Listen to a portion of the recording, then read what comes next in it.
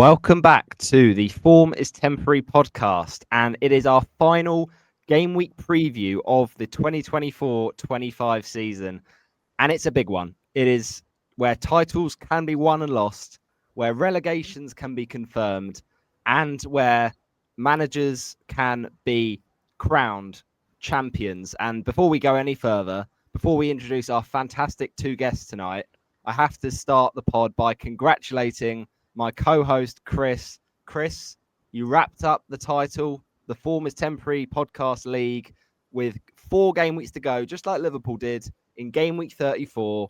Absolute, walkthrough for you, really. And Oli Ide, your only real rival. So a little reveal of what you're wearing at the moment. Yeah, I'll try and move the screen. But yeah, this shirt was created by FPL Store. And yeah, just a huge thank you for producing this, because the design is incredible. I mean, this logo, we loved it from the start, and yeah, just to have a shirt in honor of my league victory is pretty nice to see. But yeah, thank you, Roberto. I appreciate the kind words. No worries, you deserve it. You've been an absolute revelation in FPL this season, and after the irony of how we started the first season in 23-24, for those that didn't hear that first ever episode, that inaugural episode, we'll just play what Chris said when we started the podcast. Me, Roberto Hollis, FPL Yellow Army.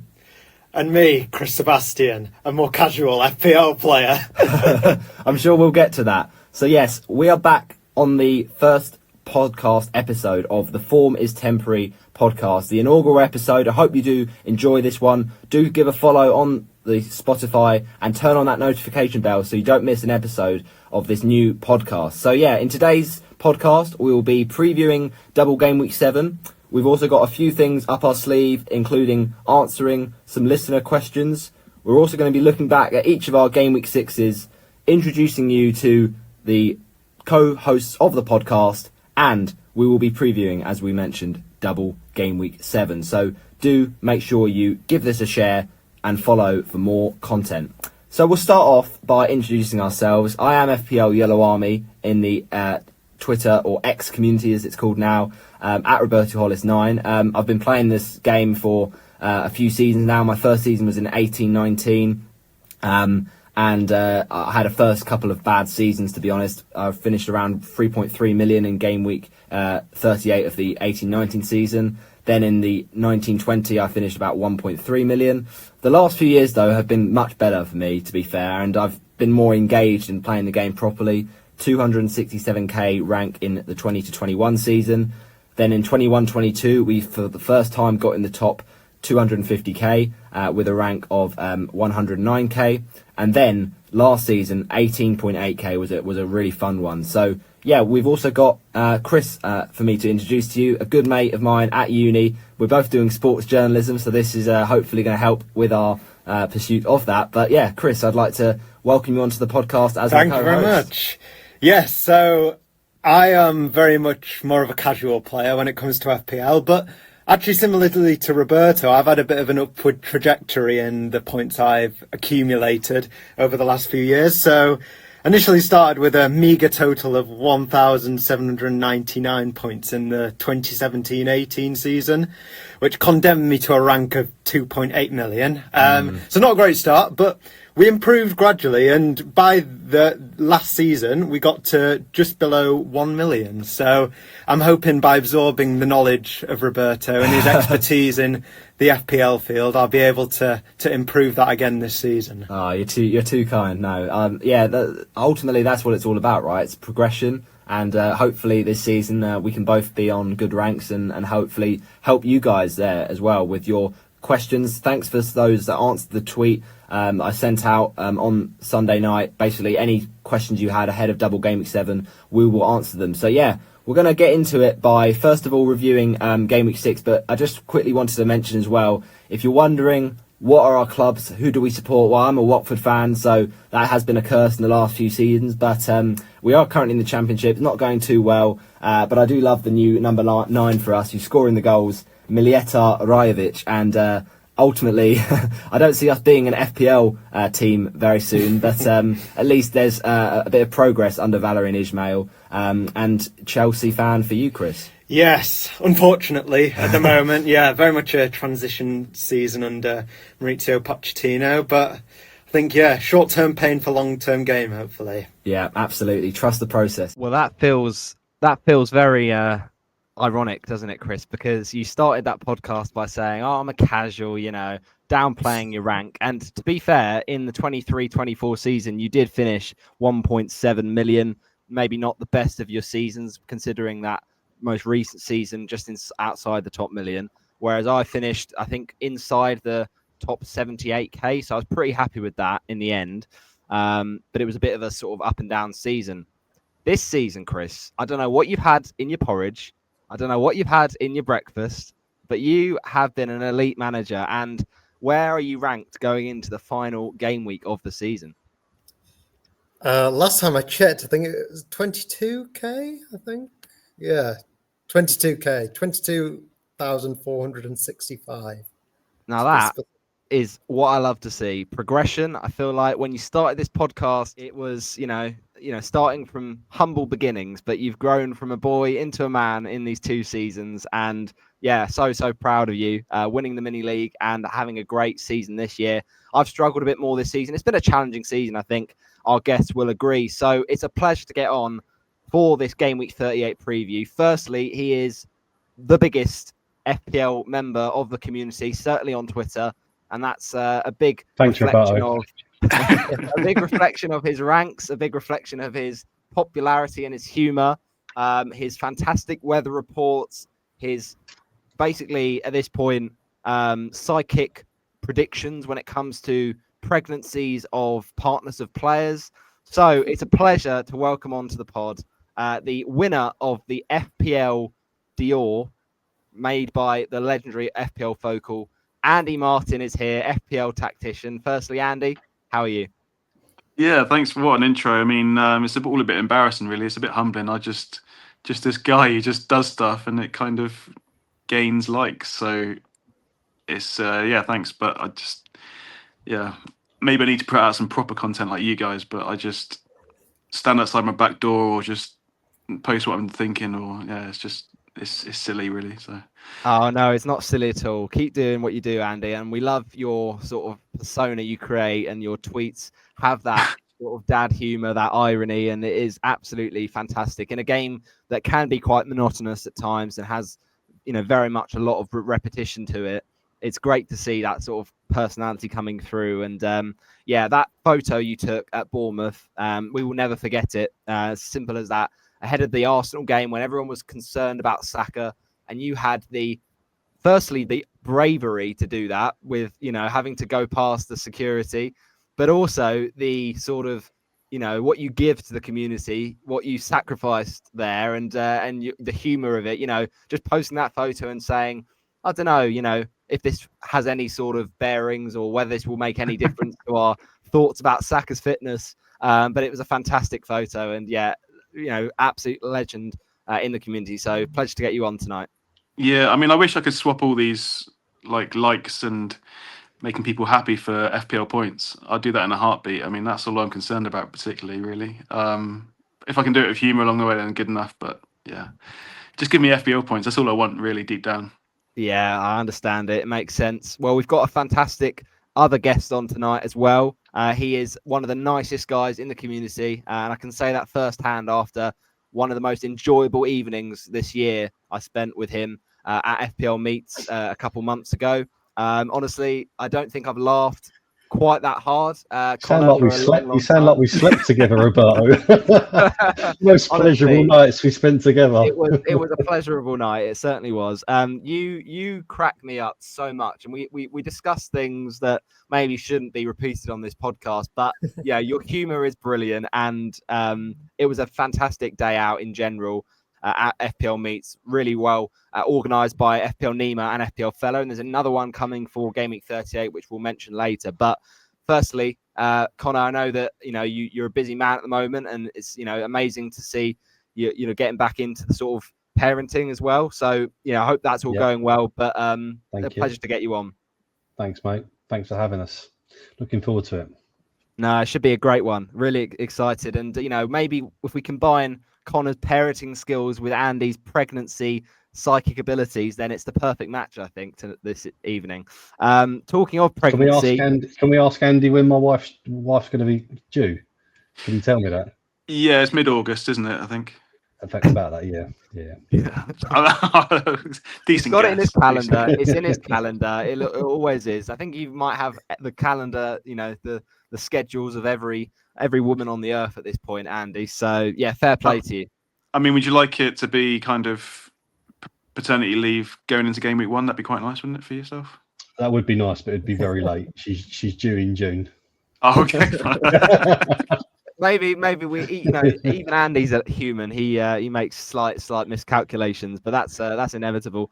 But it's those witty comments, Andy, that we love. Even when you do post about these, things about Chris Wood's wife, being 8.5 months pregnant, and someone coming back saying, "What a jobless loser," and you respond, "She's a solicitor." That's the sort of comedy we love in the community. So love to see it.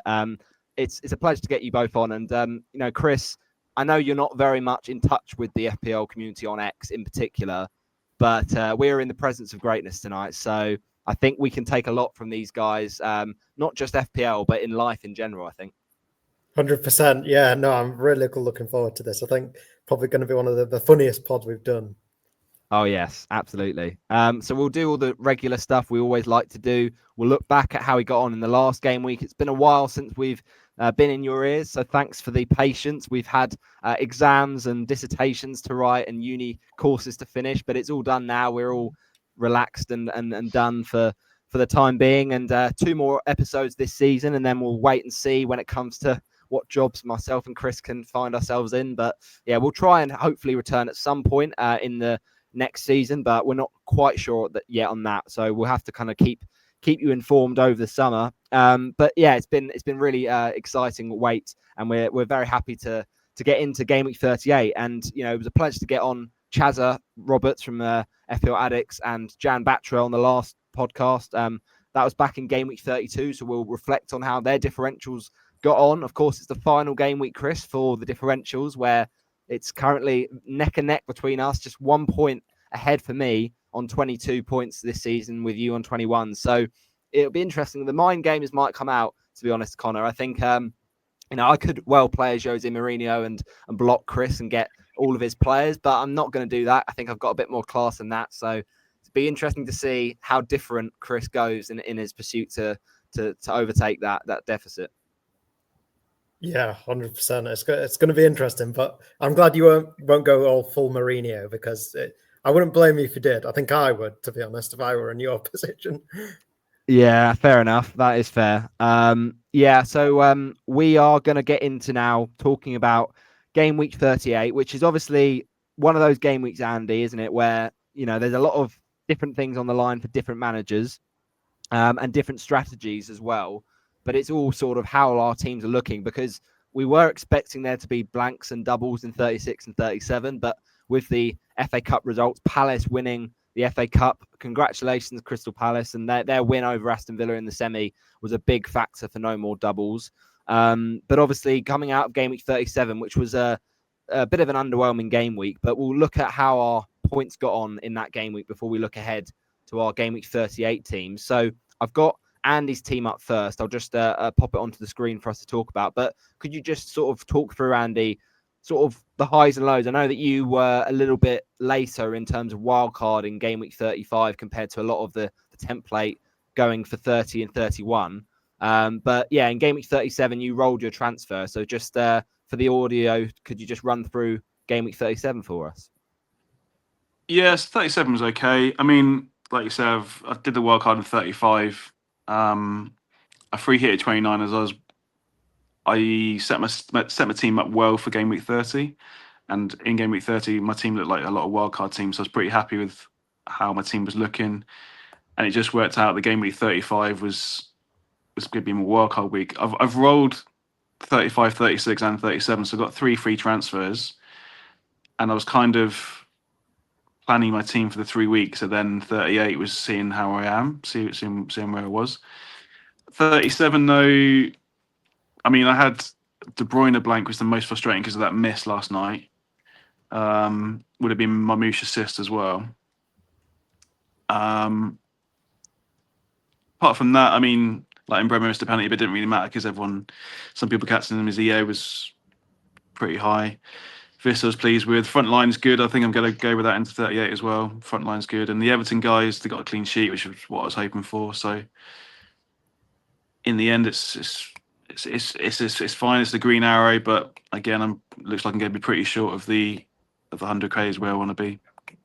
Yeah, well, it's a green arrow, and I guess in a game week like this, average of 39, pretty low for game week 37. So it's a nice green arrow, and 146k based on what we were saying about this season has been a bit of a challenge with the introduction of the assistant manager, which is sort of given more opportunity for people to stretch ahead their lead.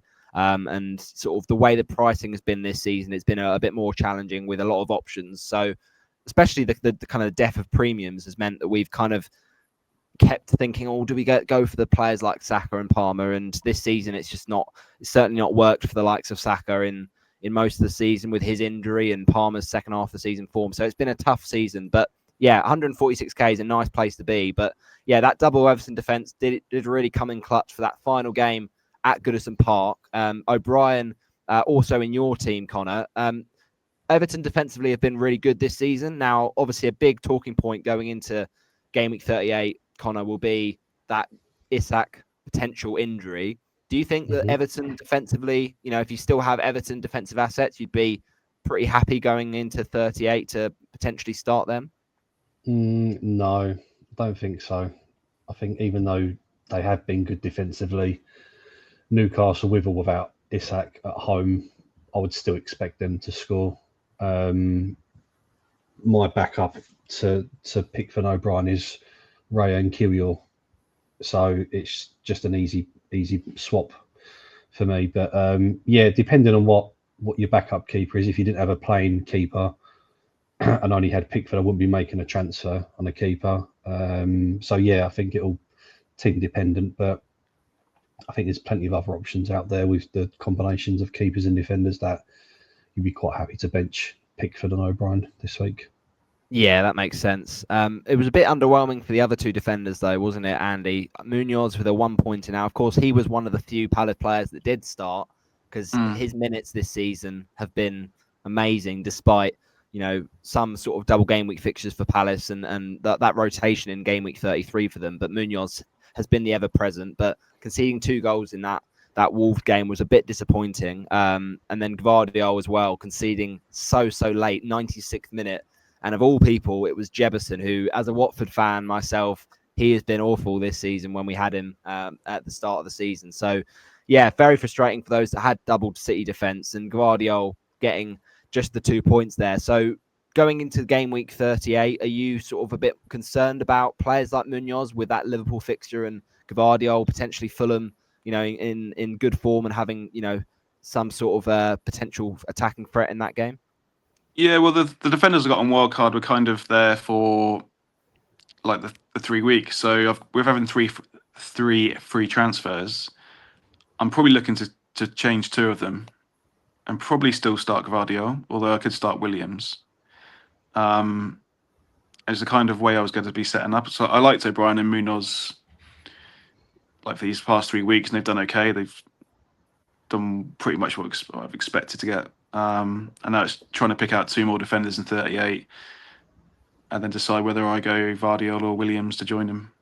So, yeah, that makes sense. It's a very interesting midfield, though, I have to say, Andy. Like, I've not seen a lot of those combinations. And, Chris, some of those picks, I mean, I'm, again, a bit biased with Watford allegiance, but Abdoulaye Doucouré confirmed that he's leaving at the end of the season. And Everton, yes, that they haven't got anything to play for up at Newcastle, but, it'd be a nice story, a bit like we saw with Vardy in game week 37. And obviously a few players having their goodbyes. Do you think Doucouré might be a little differential that might go under the radar next week, Chris? I mean, yeah, I get what you're saying with the narrative around him, it being his final game for Everton. It might be a nice way to kind of give a send-off to the fans if he can kind of get a contribution. But as Connor was saying, I think it's a very tough game for Everton, and they're not usually the most prolific, particularly away from home. So I probably wouldn't be going for him, like to bring him in for the next game. But I mean, he's a good player and he just pop up with goals, in fairness. So yeah, if Everton are to score, he's probably one of the likelier players to kind of get on the score sheet. Yeah, that makes sense. And obviously, Bowen has been a big pick, Andy, these last few weeks. He's just been a pillar of consistency, really. Is he someone that, you're looking at for the last game? I know that we had a few sort of chats about him, with potentially, I know he got battered by the post in the Forest game, and there is obviously that, potential speculation around will he be on a stag and all these things, right? There's other things that are going on with Bowen. I mean, I've got my narratives around Bowen all day, as long as my arm. I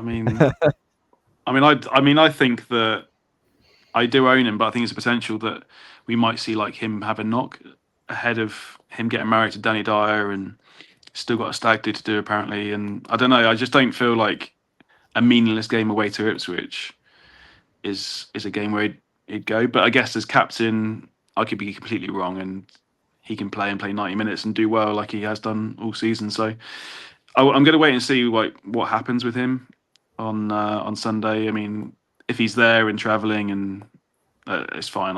Bowen will be one to start. I'm likely to bench Decore because I've got Salah. I was happy to bench him this week and then play him in Gameweek 38 for Trophy Lift Day. But yeah, Bowen's been great. I mean, again, someone on my wild card that I wanted because the fixtures were there, and I trust him to do the minutes and the points. So yeah, fair enough. I was happy with most of my picks on wild card, and it was just a couple that like Gibbs White or Eze that got a lot of points that I was considering. So yeah, it's those 50-50 decisions. But it's interesting. Like, I've been in a position where I've never really had the right week to get Bowen in, so it's been sort of the one that's killed me every week, where I'm not owning him and he's just popped up with these goals. Because I think I had him before wildcard in Gameweek 30 and he did very little. I think I brought him in for the Leicester game and he just kind of got one assist and then not much else. And then he went on that run. He scored against Bournemouth, and then the last 3 or 4 weeks he's been really, really good. But obviously as an Arsenal fan, Connor,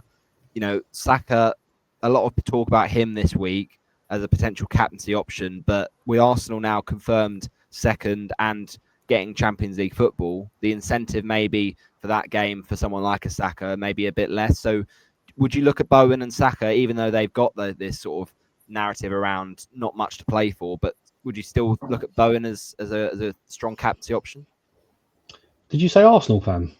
Sorry, have I got that wrong? I don't support anyone, so. Oh, okay, my bad. I must have just got that wrong. I don't know where I picked that up. I think it must have been Twitter. I thought I'd got that right, so my bad. I used to support Arsenal when I was younger, but yeah, okay. So possibly a conversation that we had at meets, but no. Yeah, I think Saka plays regardless. I think you still pick a strong side. I think Arsenal normally do their last game quite strong, score a lot of goals, concede very little. I don't see why they would put out a weak side, to be honest. I know they've got a few injuries anyway with Saliba and Timber, so the back line might be a little bit makeshift, but I think they go fairly full strength otherwise, and he's definitely a captaincy shout for that reason. What do you think about that one, Chris? Because obviously when you compare someone like a Saka to someone like a Palmer, who have been in sort of similar form this season, especially recently, we're playing a lot for these midfielders and they've not really delivered. I mean, Saka's actually got less goals this season than Son, who's had a pretty poor season. So do you think maybe like you would be more tempted to go for a Palmer just because Chelsea have got everything to play for on the final day? Or do you think Saka does make sense just because of that fixture? I'd lean towards the fixture, I think, with Saka. His form hasn't been great, but it's Southampton. It's the last game of the season. There's usually quite a carnival atmosphere where it's all a bit just everything happens. It can be really free flowing and a lot of goals. So I think the Forest Chelsea game will be very low scoring. So I think Palmer, with the form that he's been in, it's not really a game for him. He needs like kind of time on the ball to like create, and I don't think Forest are going to allow that. So I could be completely wrong, but if it was a choice between the two, I think I'd favour Saka. Yeah, that's fair. But Bowen popping up for you then was nice, Andy, and Mbumo with the goal, but the penalty miss. I mean, I captained Mbumo, and I was very annoyed. I'll be honest. These last few weeks, Mbumo has kind of killed me because I captained him against United, and he got, Brentford scored 4, and he got 1 assist, and then I went against him for the captaincy in game week 36 because I thought, let's do an Andy Martin, let's captain De Bruyne in that Southampton game, and it went really wrong. 26 shots, and De Bruyne had none important in that game. And then, I went back to Mbumo this week, and he misses a penalty. I mean, the sort of damage of Watkins, I didn't have a room for him because I had triple Villa. So in the end, it didn't matter. They both got 5. But can you understand why Mbumo these last few weeks has gone a little bit quiet, Andy? Or do you think it's just unlucky for those that have gone with him? No, I mean, I think it's unlucky that he missed a penalty. He's so reliable from the penalty spot. So I can see the harshness of that. It's a massive swing to miss a penalty, and when you've got him captain as well. But I see him as like the Bowen kind of type player where you'd expect him to get 1 return a game, and he normally does that, and steady player. And you think if you got a good fixture and you get 2 returns, brilliant. But he's had a great season, and he just seems really reliable. So I don't think he's gone that quiet. If Brentford score, it's normally him or Visser involved. So exactly, and Wisser had a very good game in the game against Fulham, 10-pointer for him. So if you did captain him, fair play. But De Bruyne, we have to talk about De Bruyne, Andy, because I know how much you love him, and it was his final home game. I do. It was his final home game against that Bournemouth side, and the miss from Salah was pretty bad against Brighton, but that miss from De Bruyne I think is worse, just because there's no one behind him. There's no one pressuring him like with the Stupinian and Verbruggen coming out. So I don't quite know how De Bruyne managed to hit the bar from there. But do you think it was just last home game nerves, maybe? I don't think so. I think it's a little bubble, and it's a little bit behind him, and it's just one of those, just hit the bar. But you'd expect him to back it all day long. It's probably his biggest miss in a City shirt in his whole career, and it's very annoying it came from a Marmouche cross as well, because that would have been huge for me. So that was Mile and Bremo penalty miss. So you had that as captain, I had that last night, and that'd have been a nice little 10-point extra, I think. Yeah, absolutely. There was a bit of pain in game week 37, and unfortunately, Mbumo penalty miss wasn't as bad as it got for me. So we'll get to that in a second. But yeah, Decore blanking. But then your forward line was much better. Marmouche was a big return for you, because I know a lot of people recently, Connor, have sold Marmouche, me being one of them. And do you think that is a good, strong contender for goal of the season? Because the swerve on that goal was ridiculous, wasn't it? From that distance out. Yeah. I don't think there's been a better goal than that this season, to be honest. Just everything about it, just the way it hits the net. Like, I'm a big fan of how balls hit the net, and same as me, mate. I love that. It's so good. And it just slightly nicked off the post as well, didn't it? Yeah, it was just everything about it was just poetic, just lovely, really, really nice. Yeah, so I mean, look, City have not been themselves this season, and a trophyless season for them. So it will be interesting to see going to next season what Haaland's price is, because he's been so underwhelming when you think about his 15 million price at the start of the season. He's just really, really underwhelmed. So we'll have to see. I do think going into next season, I'd like it if Salah was like a bit more expensive, and then let's say Haaland dropped by 1 million, 14 million. That would be more of a conversation. So like Salah at 13 or Salah at 14, and then we have a bit of a debate about which to pick rather than trying to squeeze both in. Do you think that's about fair, Chris? Yeah, I think so. I think, to be honest, I think they should be level. I think in terms of impact from both players, I think Salah should be at least the joint most expensive player in the game. And Haaland, he's just not justified his price tag this year. It could change again next season, I suppose. There's going to be a lot of overhaul in the City squad, including obviously De Bruyne leaving. But yeah, I think they definitely need to reduce his price, if not kind of level him with Salah. Yeah, and you captained Watkins as well there, Andy. Was there any sort of other considerations, or was Watkins your favourite? I mean, a lot of people in the content creator sphere just automatically did that, but he did miss a few big chances, didn't he, against Tottenham? Yeah, I think this week I was always on Watkins. I want to say I would have considered Vissa, but I don't think I did.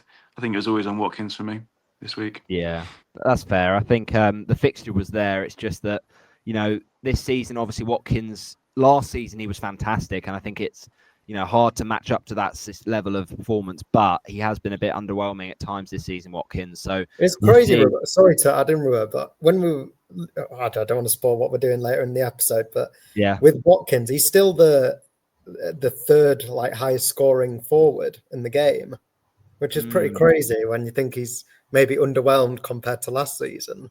Yeah, that's the thing. He does pop up, doesn't he?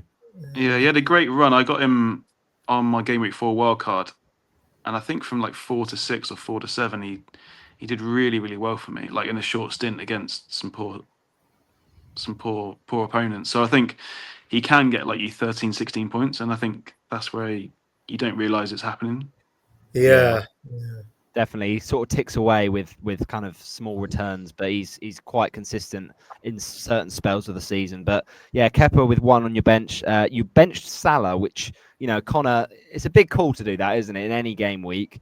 But when he missed that sitter against Brighton, I bet Andy was celebrating. But were you surprised that Andy did that? No. It's just a typical Andy Martin thing to do. But looking at obviously his other players, there's an argument there that everyone else has got a better fixture than Salah. They have dropped off. There was no guarantees that he was even going to start. So I think it's just that mindset thing of he's a 12.5, 30 million pound player. You've got to play him. But if you just take every player on face value and fixture and form, there's an argument to say that Andy's got that right. It's interesting because I saw Andy's tweet about how you were silly to start that Salah this week if you factored in form, and then he quickly then said, "Oh, I'm sure he'll be a great captaincy for Game Week 38." So interesting. But what's your thoughts on that? Do you honestly look at that Brighton performance now, Andy, and still think he's the standout captaincy even after that disappointing one? I think it's completely different from Brighton away to home when the trophy's there on Sunday. I know that Slots said this week is a week to knuckle down, really put in a performance against Palace on Sunday. So I trust kind of them working rather than being on a beach or in a pool party this week to kind of get some form back ahead of the celebration. So that's where my narrative is. I think I think I will captain Salah this week because I think they can go back to form against a Palace team that maybe last night was their kind of final hurrah, and that maybe now they're on the beach. So yeah, his live footage of Andy trying to justify his captaincy decision. Wow, that's horrible, scary. Scary, isn't it?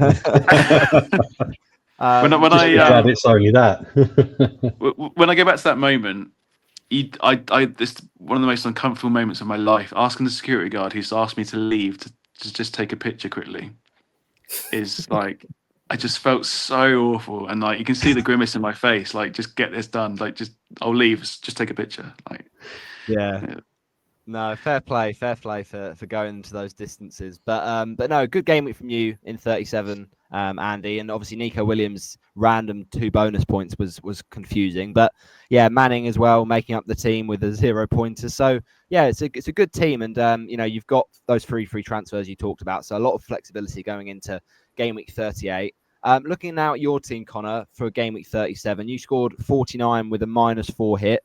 So you made 2 transfers. You took out Ismail Assar, who got his assist against that Wolves side, and also you sold Isak, which was a bold move, but a great move because Isak didn't play at all. And you brought in 2 Villa boys in Asensio and Watkins. Asensio is a really interesting one because, this season, Chris, he has had his moments where he's looked great on the ball, but he's also had these sort of shocking moments, missing penalties, missing great chances. Do you like Asensio going into these last 2 games? Obviously, the Spurs game was tempting, but especially against United, who at the time of recording play tonight against Spurs. So that might be a great fixture for Asensio. Obviously, a big game for Villa at the weekend.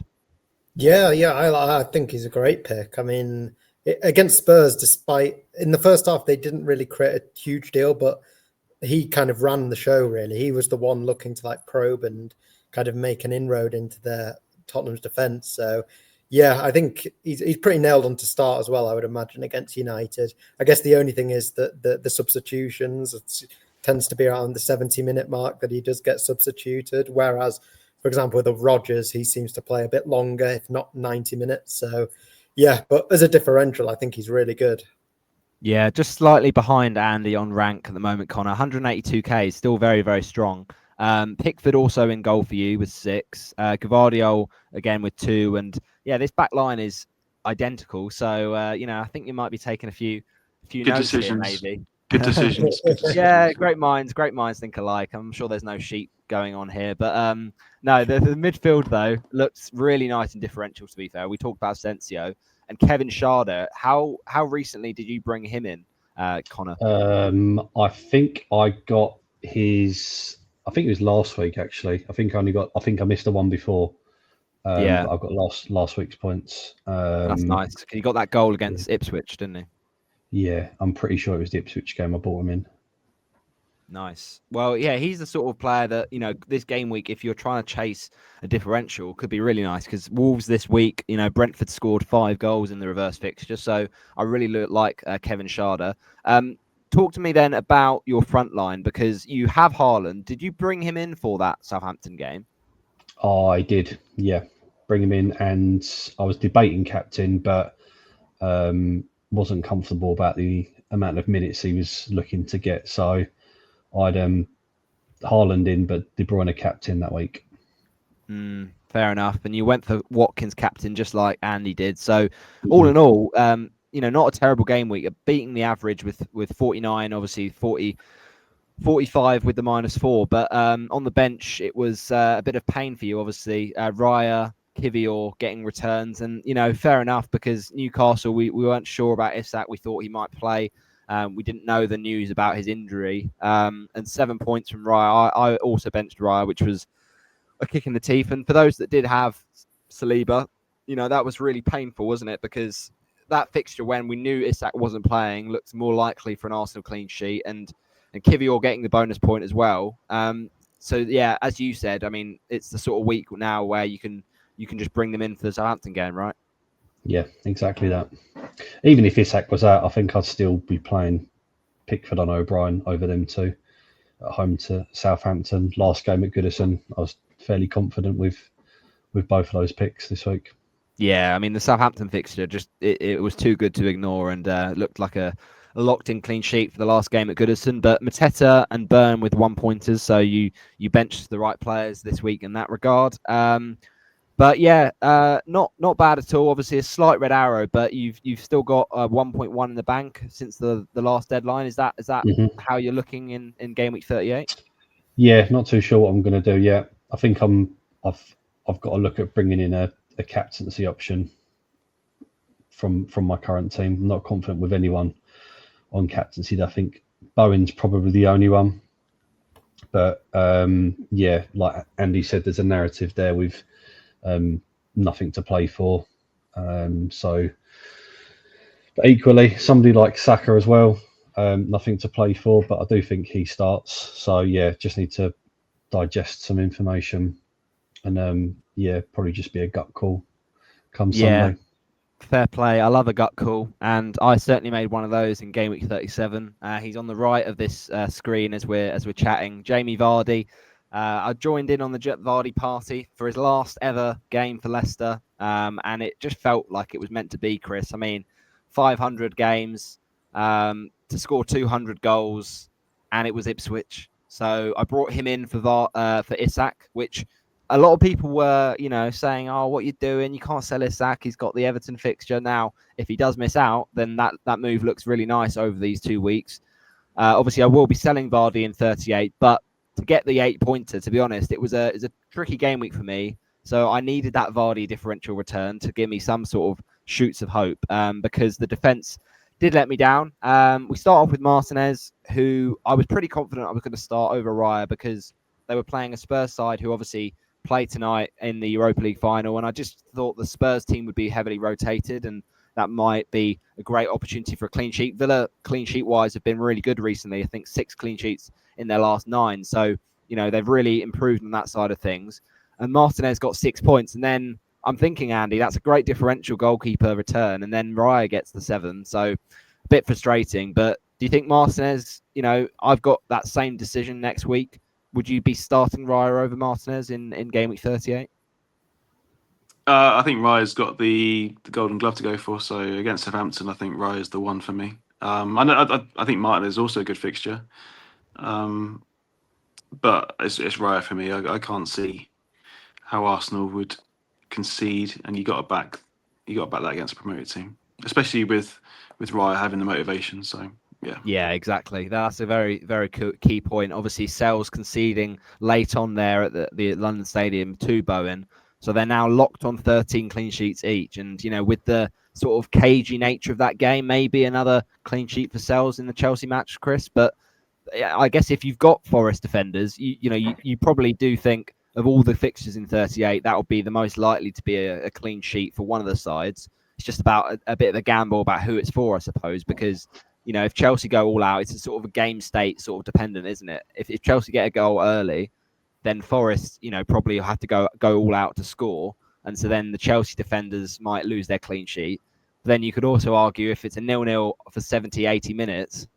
Neither side will want to risk anything and don't want to lose. And then it might just be a 1-0 Forest. And, people that got Milenkovic and Sells could get good points this week. So do you think it's hard to know if you start your Forest and Chelsea defenders this week? Yeah, definitely. I think that's exactly what you said there. It's most likely going to be a very cagey game, just because what's on the line for both teams. And yeah, like you said there as well, I think the first goal is going to be crucial really in that game. And yeah, probably determine kind of which defenders are the best to go for. But I think as the home side, I'd probably lean towards Forest defenders, even though recently kind of the clean sheets have started to dry up a little bit for them. It looked like they were kind of back to their kind of solid kind of foundations against West Ham, particularly in the second half when they were kind of holding on to the lead. And I think, again, that's the crucial thing. If Forest get a lead in that game, I think they could see it out. But yeah, who knows what's going to happen. Yeah, I mean, obviously, as a Chelsea fan, I mean, the Chelsea defence has been really good as well recently. I mean, they kept United to quite few chances, to be fair, and they saw out that game with a huge goal from Cucurella, assisted by Reece James. So do you think someone, if they are taking a risk and maybe going for like a Cucurella, do you think that's a little bit too risky now with the attacking sort of impetus Forest will have in this game? Yeah, I think it's a bit late to get on the Cucurella bandwagon if that's ever existed. But yeah, he's just been a fantastic player to own personally for the last few weeks. And I did see somewhere that all of his goals this season have been at Stamford Bridge. So I'm not sure how much there is in that. But I think against Forest, a lot of his goals have been kind of making late runs into the box. And actually, despite his height, a lot of them being headers. But I think with Milenkovic and Murillo, they're quite aerially dominant. So I think that they'd probably plug those gaps that he's trying to find a bit more than United did anyway. But I still think it's not a bad pick because, like you say, Chelsea have improved a lot defensively just over the course of the season. So it's going to probably be a cagey game. So it could be a 0-0. So then Cucurella will be great, wouldn't he? But yeah, I'd lean towards Forest defenders if it's a choice between the two. I think I agree, yeah. So game week 37 for me, 51 points. Martinez was one of the sort of few positives from the game week because a lot of the rest of it was pretty depressing. We'll get to the defence now. Gvardiol 2, Munoz 1, as we discussed for the other two teams. Saliba 1. That honestly ruined my week because I was so like and ahhing about whether I played Saliba or Bradley this week. And, in my head I thought, Liverpool, they're on the beach. They're probably going to concede to Brighton. But Bradley's got good attacking threat. And to be fair, after the reception Trent got, Bradley probably does start. So I thought, maybe I play Bradley. But then I thought, well, because I'll be benching Raya, I'll have no defensive cover in that Arsenal game. Because I thought, I'll have Martinez there. Basically, what's ruined this is Luka Dean. If Luka Dean had started for me, So I realised, this was a sort of Maatsen game, and so I benched Digne. And because of that knock-on effect of not having Digne in there, I didn't start Raya. And as a result of not starting Raya, I started Saliba. So it's sort of, it all sort of has an impact on each other. But it's a frustrating thing when those that had Konza got the the fruits of that clean sheet. And going for Digne on wildcard game week 30 was, with hindsight, a bit risky. But I just thought the attacking threat would be worth it. But yeah, Saliba going off at half time was just so painful. When Kivior as well, I had a 50-50 in game week 32. I think it was actually 33 for the bench boost about which player to bring in to replace one of my defenders. And I ended up switching out the defender Livramento for Saliba. And I was this close, Connor. And I'm not just saying this with hindsight. I was this close to Kivior. And it was Kivior and Mbumo versus Saliba and keep Murphy and not take a hit. And I ended up taking the option of no hit and keeping Murphy for the Villa game and going Saliba. And that has been such a swingy decision because, Kivior's popped up with a goal. He never scores against Palace, and he scored against Palace. And then, frustrating. But midfield-wise, at least it was a bit better. De Bruyne blanking and Salah blanking was very frustrating when they had such great chances. But, their ownership is not tiny. Neither is the sake for Rodgers or Mbumo, but they just chipped away with at least something. Assists in both of those. Assist for Rodgers, goal for Mbumo, but it might as well have been an assist with his missed penalty.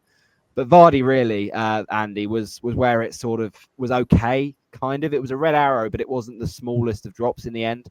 And that's all down to Jamie Vardy. So him in for Isak. I'm hoping Isak does miss out in 38 because then I can sort of not sweat about that decision. But I think with Vardy, I'm a bit of a romantic in general. I love a sentimental transfer. And I think Vardy just made sense for me to try and chase some upside. I mean, I was looking to try and get into the top 50k this season. And after my third red arrow in a row this game week, I don't think that's now possible. I'm about 30 points off that. So I think I'm realistically just trying to get top 100k. I'm at 102k at the moment. So I think if I can just have a good game week 38, just have a solid green. If we could maybe push towards sort of 70k, then maybe that would be nice because that would beat my last season total of 78k. But, you look at Chris Wood there. I know that there's been a few this season, Andy, haters of Chris Wood. He's had his moments, but for me, he's been a fantastic own all season. I've had him a lot of the season, and these last couple of weeks it's dried up for him a little bit, hasn't it? It has, yeah. I mean, I never backed Chris Wood this season. I wish I had, but I just didn't trust he'd keep returning, and he did. So that would just bit me in the ass a bit. But I think Chris Wood can still pop up with a goal. He's got a penalty, so it's a crucial fixture. The thing with Vardy, great. Okay, you got the goal from him, but I just didn't like it where you're transferring him for 1 week, knowing it wasn't playing 38. So I think now you have to bench him or kind of sell him again. Yeah, for me, it didn't seem kind of worth going for that 1 week. And even though I like it, like it's nice that he scored and you got the points, so fair enough. But yeah, I kind of knew what I was getting myself into there. I think I knew I was booking in a transfer, but I just thought, to be fair, I probably did want another striker, which we'll get on to talk about in 38 anyway. So for my sort of going against Isak with my rank, I thought it was just worth a punt. And happy that Vardy got that goal. Wissa 10 was very happy with that, of course. And then the bench, this is where the pain starts, people, because I do it all season, Chris. How many times have I said on this pod, I bench points? Bradley was one of them. He got more than, basically he matched my whole back line in just one player with 2 from Munoz or 2 from Guvardia, 1 from Munoz and 1 from Saliba. He got just as much as that with 4. He did concede 2 goals in the end and then got subbed off, and then Brighton scored the 3rd. So it could have even been worse if he hadn't have been subbed off. But frustrating because I was like, oh, can Munoz just have a day off? He just won the FA Cup, have a few sort of Colombian beers. But no, instead he played that game and no Bradley points. But Digne obviously didn't get any minutes, so I knew that Bradley would have come on for any absentees in the defence. But Sarr is the most frustrating thing because, again, the Watford bias probably came to my own downfall, Connor, with this one, because a lot of people, these last few weeks have had Eze. And I just thought in game week 30 when I wildcarded, Eze was not worth it. The price was a bit more expensive and Saar looked more reachable. And Eze, first half of the season was awful. But that decision has, again, killed my season, really, because Saar's just not got the goals. He's got assists here and there, but Eze has just all of a sudden started scoring the goals, hasn't he?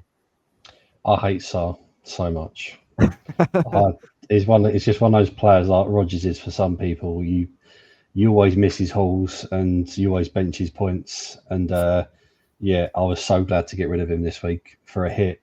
And then obviously he returns with an assist to rub it in my face. But he's just one of those players. But I think everyone knows Eze's the better asset. Obviously he was on pens up until a certain point, but he's so instrumental to Palace. And I think just Saar's data was on par, if not a little bit better for the less money. But everyone knows Eze's the better player, so it's no surprise. But Saar is just very frustrating. Always looks lively, but just doesn't have that end product that you'd hoped he would have.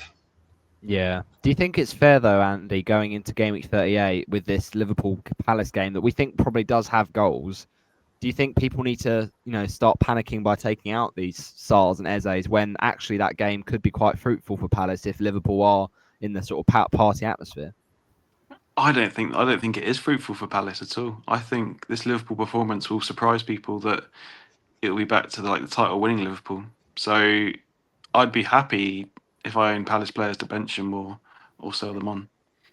Yes, you can play Eze, but I mean, I wouldn't want Mateta. I don't think I want Munoz away to Liverpool.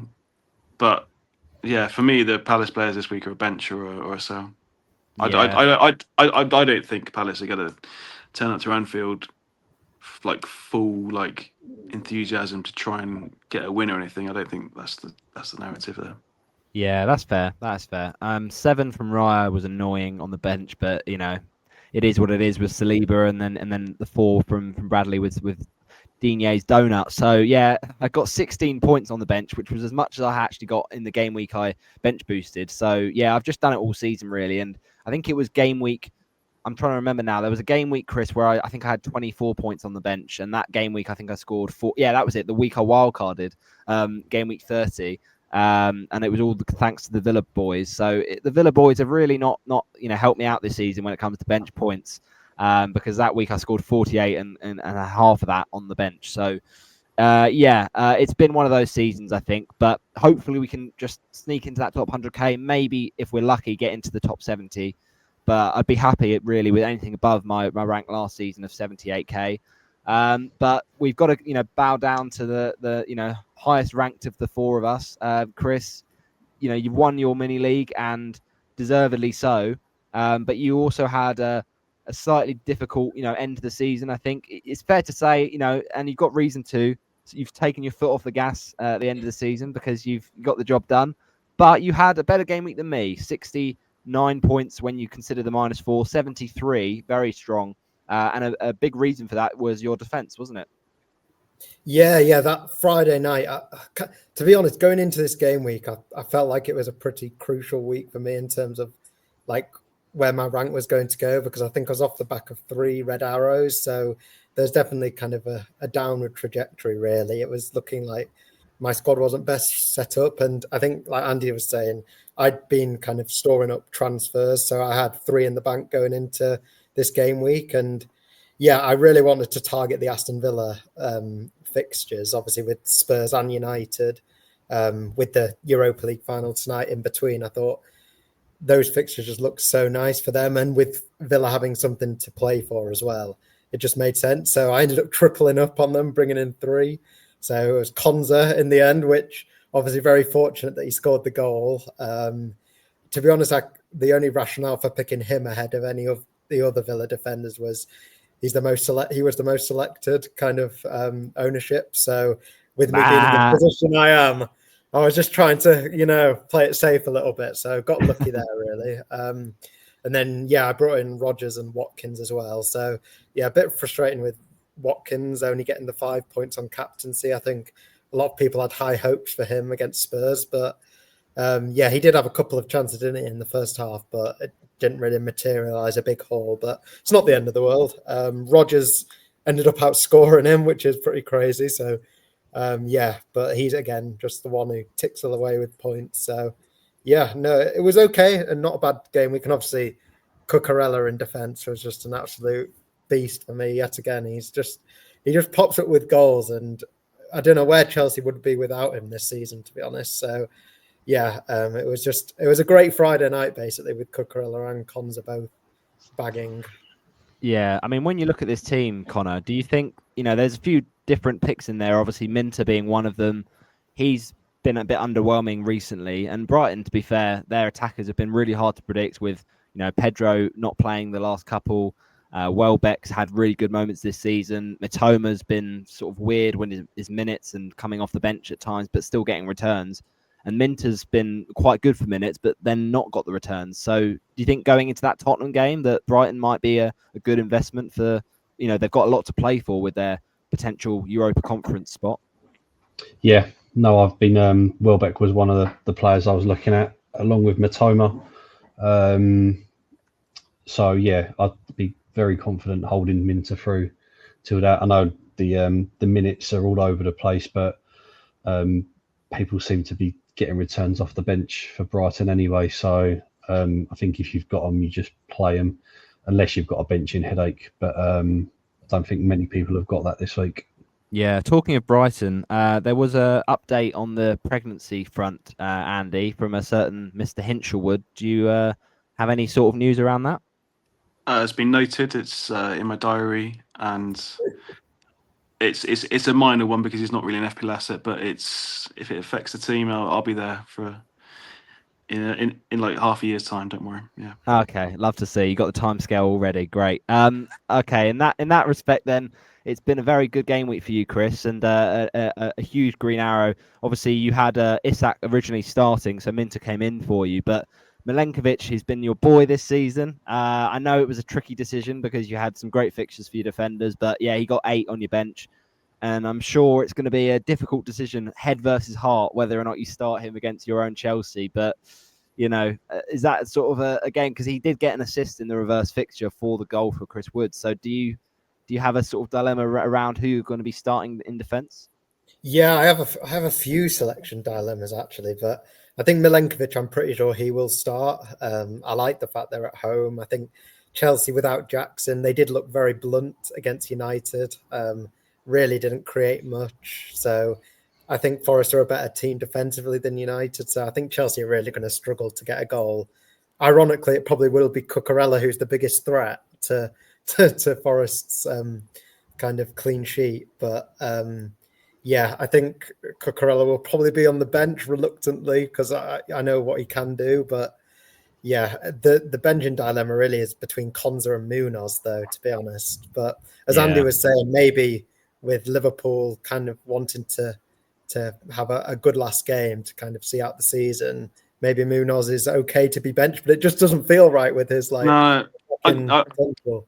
I do agree. It's really hard to bench Munoz, and I struggled this week to bench him, even though I didn't fancy him for the clean sheet after the cup final. But because it's Munoz, because he plays like right wing, it's so hard to bench him. Even at away to Liverpool, I'm going to find it hard to bench him and watch him, because he just flies up and down that wing. So yeah, I am going to bench him probably, but like you say, it's not comfortable because Munoz can pop up with a goal and then all of a sudden it's 7-8 points. So yeah, nice. it is interesting. One of your transfers in 37 was to bring in Dan Burn, and you benched him for the Arsenal game. Now, obviously, you sold Konate in that part of the -4 for the 4 transfers. Are you looking to start Burn? Is that why you brought him in for Gameweek 38 against Everton, or are you regretting that move now? Maybe thinking, could Konate maybe get a clean sheet? No, it was to bring him in for the Everton game. I'm quite confident Newcastle will keep a clean sheet in that game. So it was always kind of a plan to bench him for this week, and then he'll definitely be starting in 38, and then it's just a toss of a coin really between Konza and Munoz. To be honest, it might depend a lot on what happens tonight with United Spurs. If it goes to extra time, players are going to be tired from United. Maybe less incentive to play a strong team. But yeah, I don't know. We'll have to see. It'll be a late call, I think. Oh yeah, absolutely, and we have to stress that this game week we've got to make our decisions late because it's always the way with Game Week 38. We get team leaks, or hopefully we should get team leaks. But fingers crossed. But you've had an amazing season, Chris. 22.4k.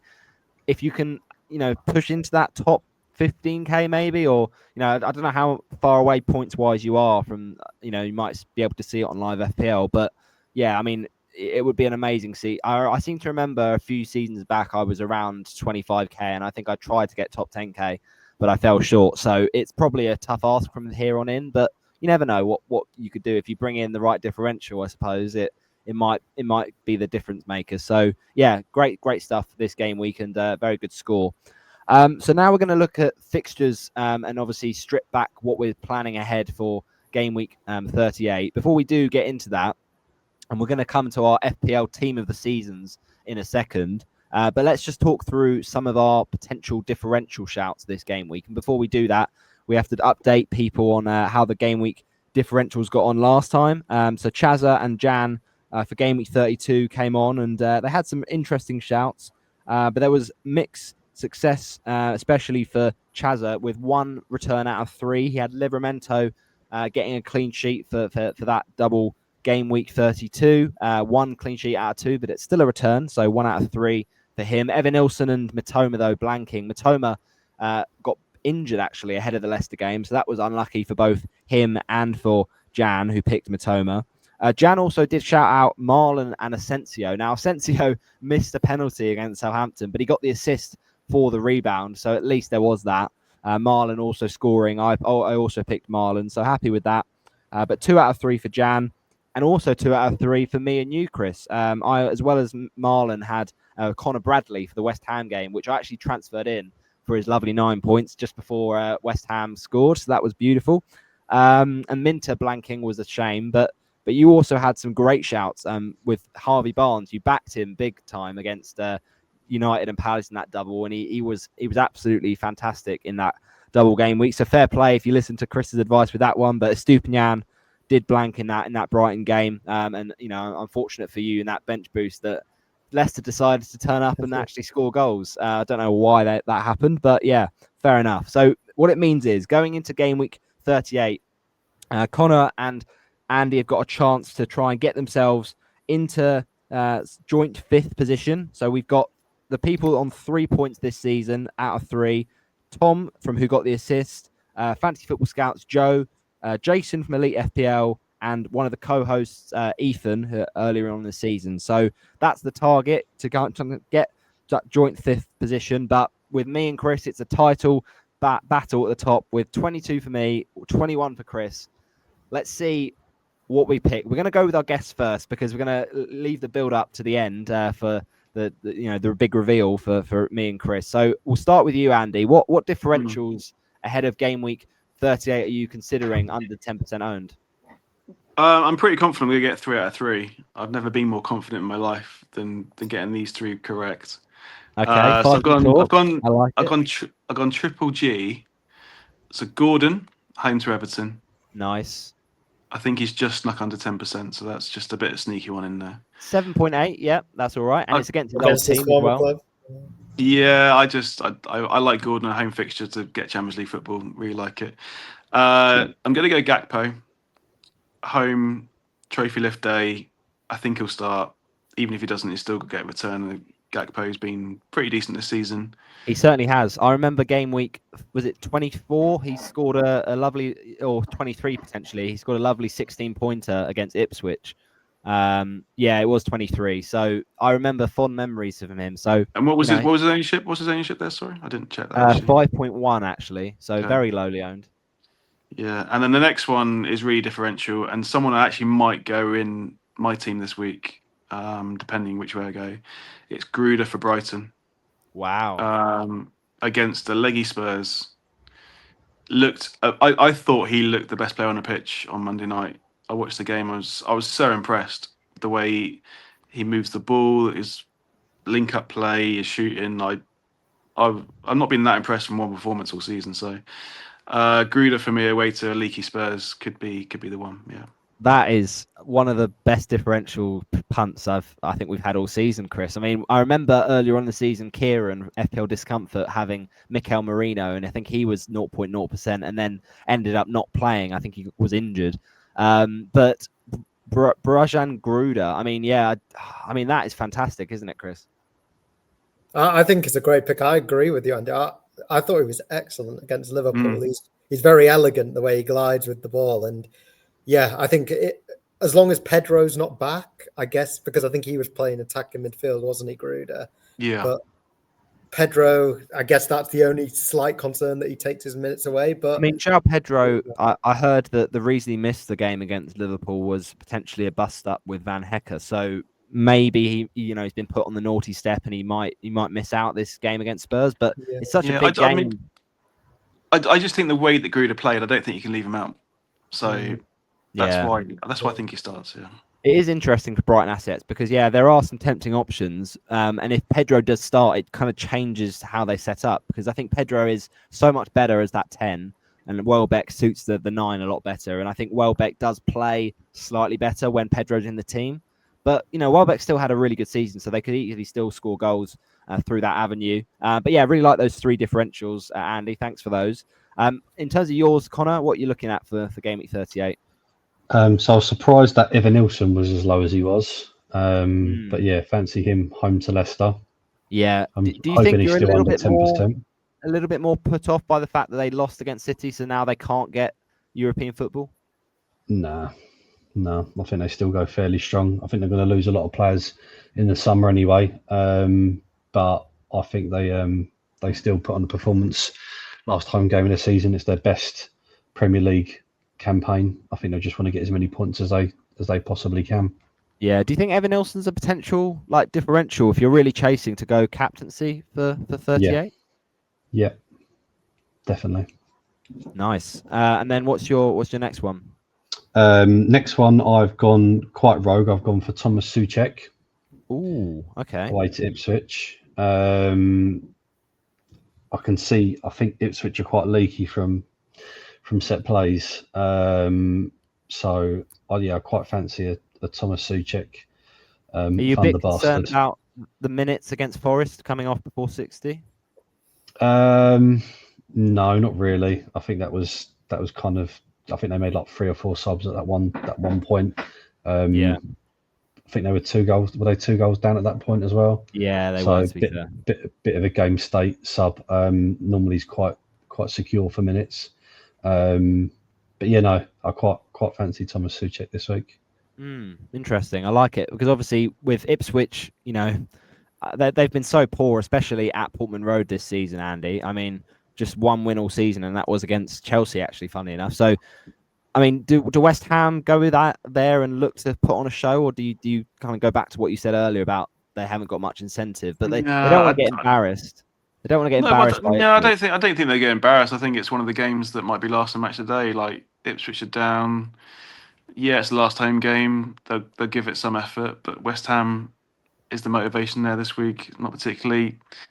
But saying that, you've often seen these games and they could be 4-4 because both teams are kind of go for it a bit. A little bit more. So it's hard to read, and Souček is always going to pop up with a goal, and you'd expect him to start. So yeah, why not? Yeah, that's fair. Is there one more for you as well? Yeah, I had the lap as my last one, but since I submitted to you, his minutes haven't been good at all. But if he starts, I fancy him to score. I like it. I mean, I do think the fact he didn't start last week was probably just. I mean, there is rumours obviously of him going to United, so I can understand Ipswich wanting to keep him, out of the potential injury, firing line. But it's the last home game, so you'd think he'd get at least some minutes. And I guess even in limited minutes, the way West Ham have been defending this season, if Areola's in goal again after his big mistake against Forest, I mean, it might be interesting, mightn't it, Chris? If Fabianski gets a last game for West Ham, he's leaving as well. Maybe that could be a good thing for Delap. Yeah, possibly. I think with it being the last game at Portman Road, I think they'll want to finish on a good note, I would imagine. So I'd be surprised if Delap doesn't start that game. And yeah, West Ham haven't been great defensively, so I think it's a good pick.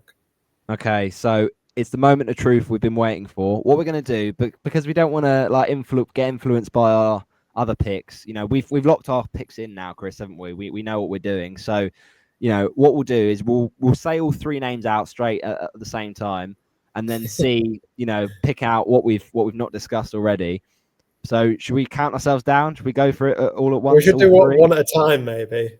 Do you think Instead one at a of time? Three at once, both of you, is a bit chaotic. I thought three at once would be more fun. Well, but yeah, I don't know if I can. we can go into them after maybe, but okay, let's do one at a time. So your first one, let's say our first one together. Okay. All right, ready, Chris? Yep. 3, 2, 1. Mitoma. Welbeck. Oh, okay. Brighton, interesting. So we've gone for the two Brighton players. You've gone Mitoma. We talked earlier about Mitoma minutes wise. Are you confident he starts this game? Yeah, I think because there is quite a bit on the line for Brighton. Obviously, potentially an 8th place position can get European football next season. And Mitoma, Brighton's strongest starting 11, has him in it. So, yeah, I was surprised he didn't play against Liverpool, but for him to come off the bench and then make an impact like he did, I think I'm more confident that he will start against Spurs. And if Spurs are kind of had to play extra time, or even if they've not, just the fact that they've had to play in such a kind of high intensity game tonight, I think players like Mitoma, who are really good on the counter attack, even Minter again was another consideration. But yeah, I think it could be quite fruitful for Brighton players. But Welbeck, like you've picked, I think he's brilliant as well. Just any Brighton really. Can I just say about Mitoma as well? That goal on Monday night was underrated. It's really hard skill to put in the back of the net. Like, I don't think it was appreciated enough by commentators or pundits of how hard it is to control that into the back. And like, it was a weird goal, but a great finish. I think and only certain players Chelsea, can do that. Like they expect a lot from him, but yeah, I mean that goal against Chelsea. I mean that we talked earlier about goal of the season potential for Marmoush. I think Mitoma's got to be in the mix as well. That goal against Chelsea was fantastic. The way he brought that down. So yeah, I mean he's a class player on his day. I've gone with Welbeck just because I do think that Tottenham do struggle up against strikers, and also Welbeck, former Arsenal player as well. He's got a bit of incentive, and I've really been impressed by him. You'd think with his age that he would sort of start slowing down, but he still has a bit of pace about him, and he gets on the end of crosses. And I did think that the game against Liverpool would be the sort of match where maybe he'd struggle against the Liverpool defense, but obviously Van Dijk not starting helped that. But yeah, he got the assist in the Liverpool game and scored the week before in Brighton's last away game. So, and also scored in the reverse fixture. So you know what? 35 combined minutes in the last 3 weeks for your pick. I'm fancying my chances there potentially, but you never know. Let's not speak too soon. The second pick though, we'll say at the same time again. You ready, Chris? Yeah. All right, 3, 2, 1. Sharda. Ooh, okay. I didn't hear Chris's because No, neither did I. All right, let's go that again. It's not that 3, crap word association 2, game where you got to make one name. 1. Sharda. Asensio. Yeah, bit slower, bit clearer. But yeah, talk to me about Brentford. Obviously, I know I've picked Sharda there, and you have him, Connor. So, do you think we discussed Asensio in a bit of depth already? Do you think Sharda this week's a good little differential punt? Yeah, I think he can return. I think obviously the defence has been a bit weak. Who he's up against? It's Wolves, isn't it? Is it Wolves? Yeah. They're up against? Yeah. So yeah, I do fancy him for a return. It is between him or Asensio that I'm likely to bench this week, though. So I know you both picked both my differentials, but yeah, who I'm looking to bring in Saka and like Evan Nilsson, I'm likely, but I might just do one move and play one of them because they're both good picks. Yeah. It's just a minutes thing for both of them, really. Yeah, I mean, overall total points for Kevin Sharda, he scored a hat-trick this season. He's on 147 total points, and he's owned by less than 4%. I mean, I'm not saying that he's a tap-in, but he does feel very exciting when you think about his home form this season. He's scored hat tricks and he's scored twice against United, but also his away record has been very strong. Scored against West Ham earlier in the season, Palace, Southampton, and of course scored in the home game against. He scored in the home game against Newcastle. But I was thinking where his hat trick came, it was the Leicester game. But he didn't return against Wolves, but hopefully he can this time around. But yeah, I think Asensio, that United game is a great fixture for Villa. So fair play, Chris. All right, last game. Last pick is 3, 2, 1. Gibbs White. Rice. Okay. Now, you're not going to be happy with me going Gibbs White, I know, because against Chelsea. But I do think if there's anyone that's going to step up and score, I have been a bit underwhelmed by Wood recently, but hopefully Wood can rise to the occasion. And Gibbs White does feel like the talisman for them. So, 2 goals and 3 returns in the last 2, back-to-back double-digit hauls. Do you think this makes sense as a pick, Andy, for the Chelsea game? I think it's tight. I wouldn't like to say it's great. I mean, the minutes are there, so that's good. I think there's better picks, though. I would try and avoid this game. Yeah, personally. Yeah. But I just think I think there's a lot of midfielders in a lot of games that could go, like, teams could score 3 or 4. Yeah, I don't see that. I don't see that with Forest.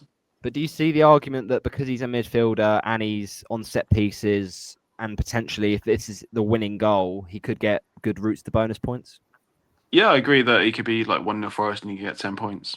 But I think there's other midfielders. If I'm picking 5 midfielder spots, Gibbs White's a tough choice against a Chelsea team also battling for top 5. So yeah, and I should have known, Chris, that you were going to go for Declan Rice. I should have known because he's your boy. You talked about him a lot last season as one of your differentials, and yeah, he's been a fantastic own this season. I think he will be a really sort of in our thoughts ahead of next season. Scored again against Newcastle. He just hits the ball so well, and he's got Southampton. But are you a bit worried, Chris, about Arsenal's lack of potential motivation in that game, or do you just think it's the fixture makes up for it? Yeah, and like Connor was saying earlier, I expect Arsenal to play a fairly strong team, and even if they do make changes, I don't expect Rice to be one of them. He plays every game, so yeah, and it's so underrated, kind of his attacking output really this season. And yeah, like you say, he's been, I think, just about every single, well, maybe not every single one, but every other differential segment we do, I pick Declan Rice. So it only feels right on the final one to go for him. And to be honest, I'm even thinking about bringing him into my own team if I am trying to go a bit risky and try and push for top 15k, going for an Arsenal midfielder against Southampton. I know it's risky, but I feel like I've spoke about him so much and I've never actually had him in my team. So yeah, maybe this is the week. Maybe it was meant to be. I love it. Okay, those are our differentials, though. Let's see how they get on in the table. We're now going to give our FPL teams of the season. So we'll start with you, Andy. Now, this is obviously very sort of team dependent. You had maybe certain players that have done well for you this season, but we can try and come to a sort of agreement as much as possible. So if you're going to start, we'll go around position by position. So starting with goalies. Have you got 1 goalie or 2? So I mean, I've picked an 11, and I mean some of the players I haven't even owned. I've gone for players that I think have done well in FPL and footballing wise as well. But I mean, I did own Henderson. I've gone for Henderson as my keeper. I could have gone Sells, but I think he's dropped off a bit. And Henderson is someone that I have owned this season, and did me okay. I kind of it's a keeper. You're like, oh, I've got Henderson. Oh, he's playing like you can expect saves. You can expect a chance of a clean sheet, that kind of thing. And I think he's done very well this season, and the points have been there. So I'm going to back you up with Henderson. I've also got him.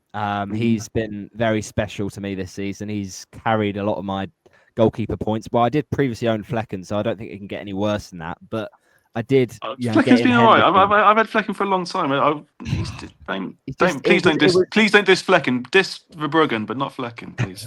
It was that late game against Fulham. That honestly, me and Chris watched that on a Monday night, and it honestly ruined my game week because that was all I had left on that Monday night. The Flecken Flecken game, and it was awful. But yeah, I mean, Flecken's trolled me a lot of the season. He does get a lot of saves, but he just doesn't get clean sheets. He gets more assists than clean sheets. So, but yeah, look, I love the Henderson pick. He came in for me, I think, game week 19 when Flecken got injured, and since then he's absolutely carried me through really good spells this season. And gotten a lot of save points. And yeah, that's the thing. I love a cheap goalie because they do get the save points a bit more than your Ryers or your Allison's usually. So yeah, Henderson's my vote. But obviously Sells, Pickford, Raya, Martinez potentially as well. So who's your shout for the goalkeeper, Connor?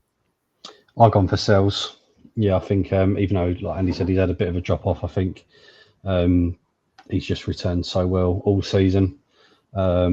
Even in some difficult games where wasn't as expected to get the clean sheets, has done really well.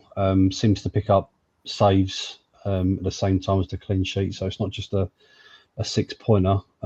He's normally there or thereabouts with the bonus as well. So I've not owned him all season, but yeah, he's done really well. And finally, Chris, who have you got in your goalkeeper? Yeah, I'm the same. I've gone for Sells, and I also haven't owned him. Haven't owned him at any stage this season, but yeah, I think just the numbers in terms of him being the highest scoring. But yeah, maybe I would have gone for Henderson if I'd been in kind of your position, Roberto. But I remember I owned him from the start, game week 1, up until I wildcarded game week 10, which is when Palace they had a really poor start to the season. So I think he only got 1 clean sheet in that time. So my experience with Henderson is a bit more negative. But yeah. I can see why you're putting forward that argument, because do we think? I love Henderson, but do we think for longevity reasons, Andy, we should probably concede to go Sells? I'm happy to go Sells. Yeah, I think keeper of the season Sells. I'm happy to get that one. Yeah. Okay, that's fine. We'll concede to your argument there, Connor and Chris. Defense then. Start with you, Chris. What 4 defenders have you got for this season, or 3 even? Because actually, defenders have not been great this season, have they? Yeah, this is interesting because I've just gone. It seems like whenever Sky Sports or whatever do a team of the season, they always go 4-3-3 template. But with FPL, it's a bit different, isn't it? It's usually 3 at the back. I have picked 4, but obviously we can reduce that to 3 if necessary. So I've obviously gone Munoz. I think he's an absolute shoo-in, to be honest. 4 goals, 6 assists, and he's just been a reliable source of points really throughout the season.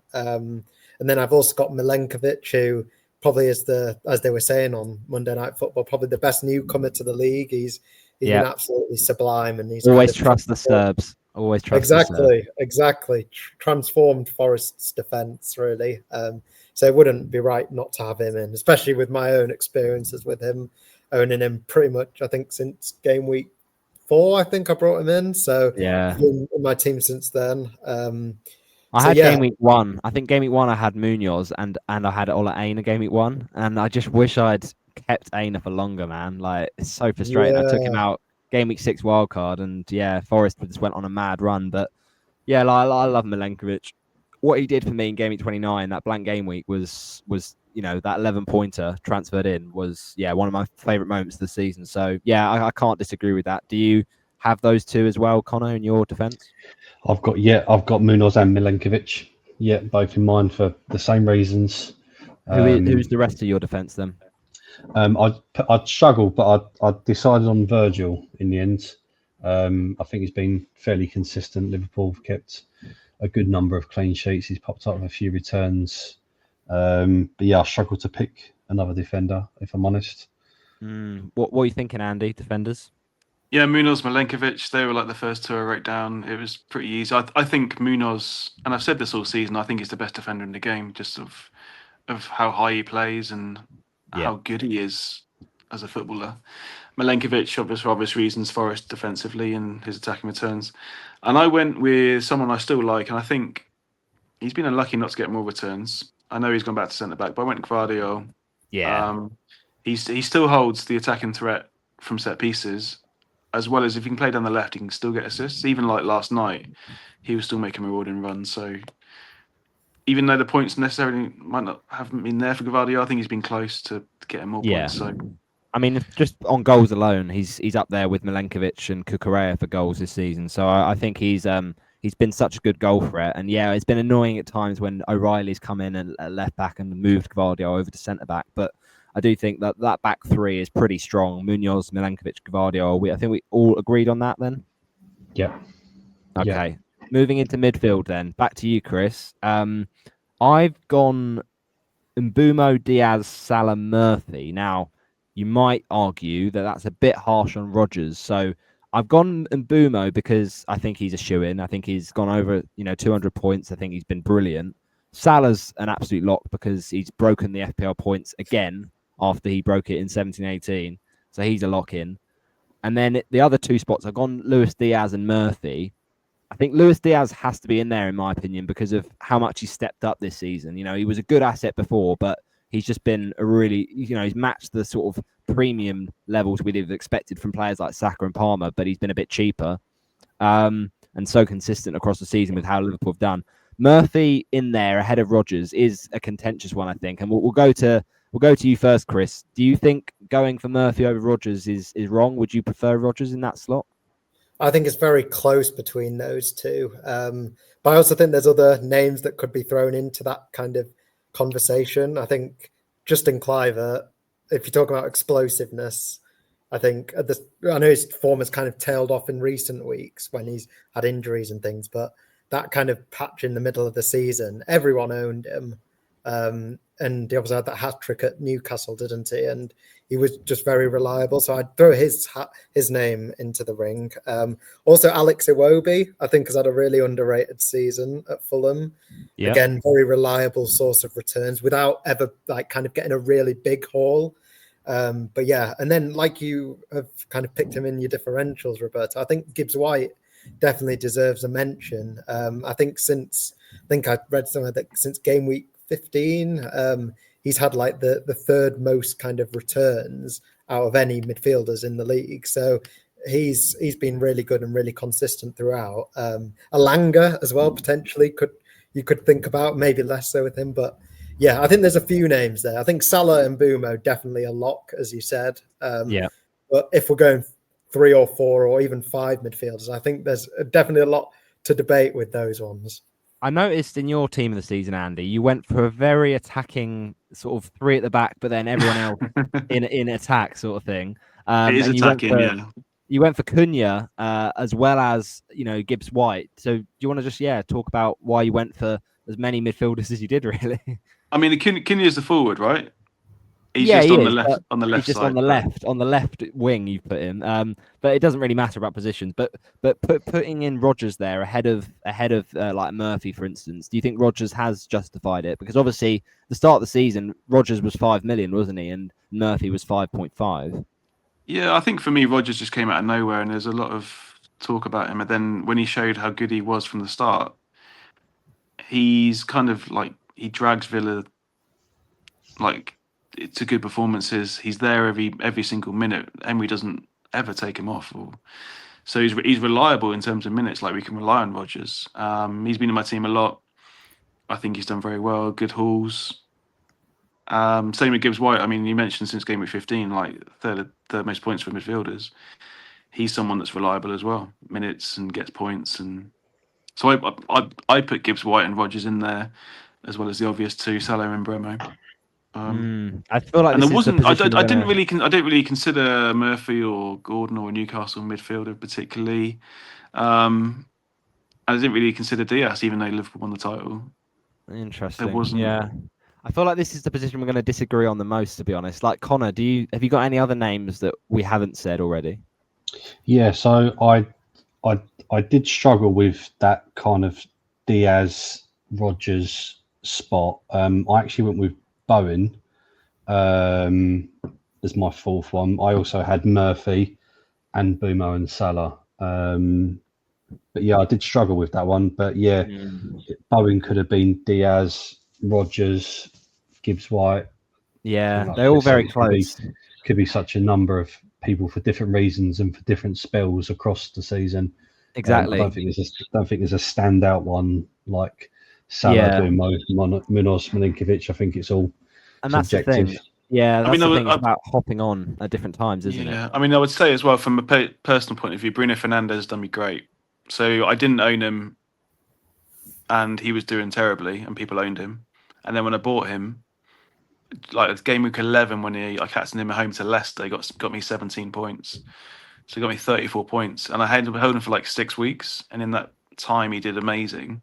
And then I Yeah. sold him, and people bought him again, and then he did terribly. So, like personal for me, Bruno Fernandes has just done brilliant for me. Like I've got him at the right times, and people have Yeah. owned him for a long time. So, I think when we're and he's talking about great as well. FPL, he is great in certain fixtures, but I think when we talk about FPL team of the season, we have to look at longevity. And I think although Bruno was great for those that brought him in for blank game week 29, outside of those 2 Leicester games and a couple other matches, Bruno has been a bit disappointing in my opinion. So I think we just have to look at it across the season, and for value, because Bruno is quite expensive compared to them, I think players like Murphy and Rogers, players like Gibbs White make a lot of sense. Yeah, I understand. There's a lot of competition, so we'll leave that one up to the listeners to just fill those other 2 midfield slots alongside Mbeumo and Salah. Okay, and then looking at the front 3, I've gone for a front 3, and I think this will be again a slight difference between us, but I've gone Isak, Wood, and Wissa as my 3.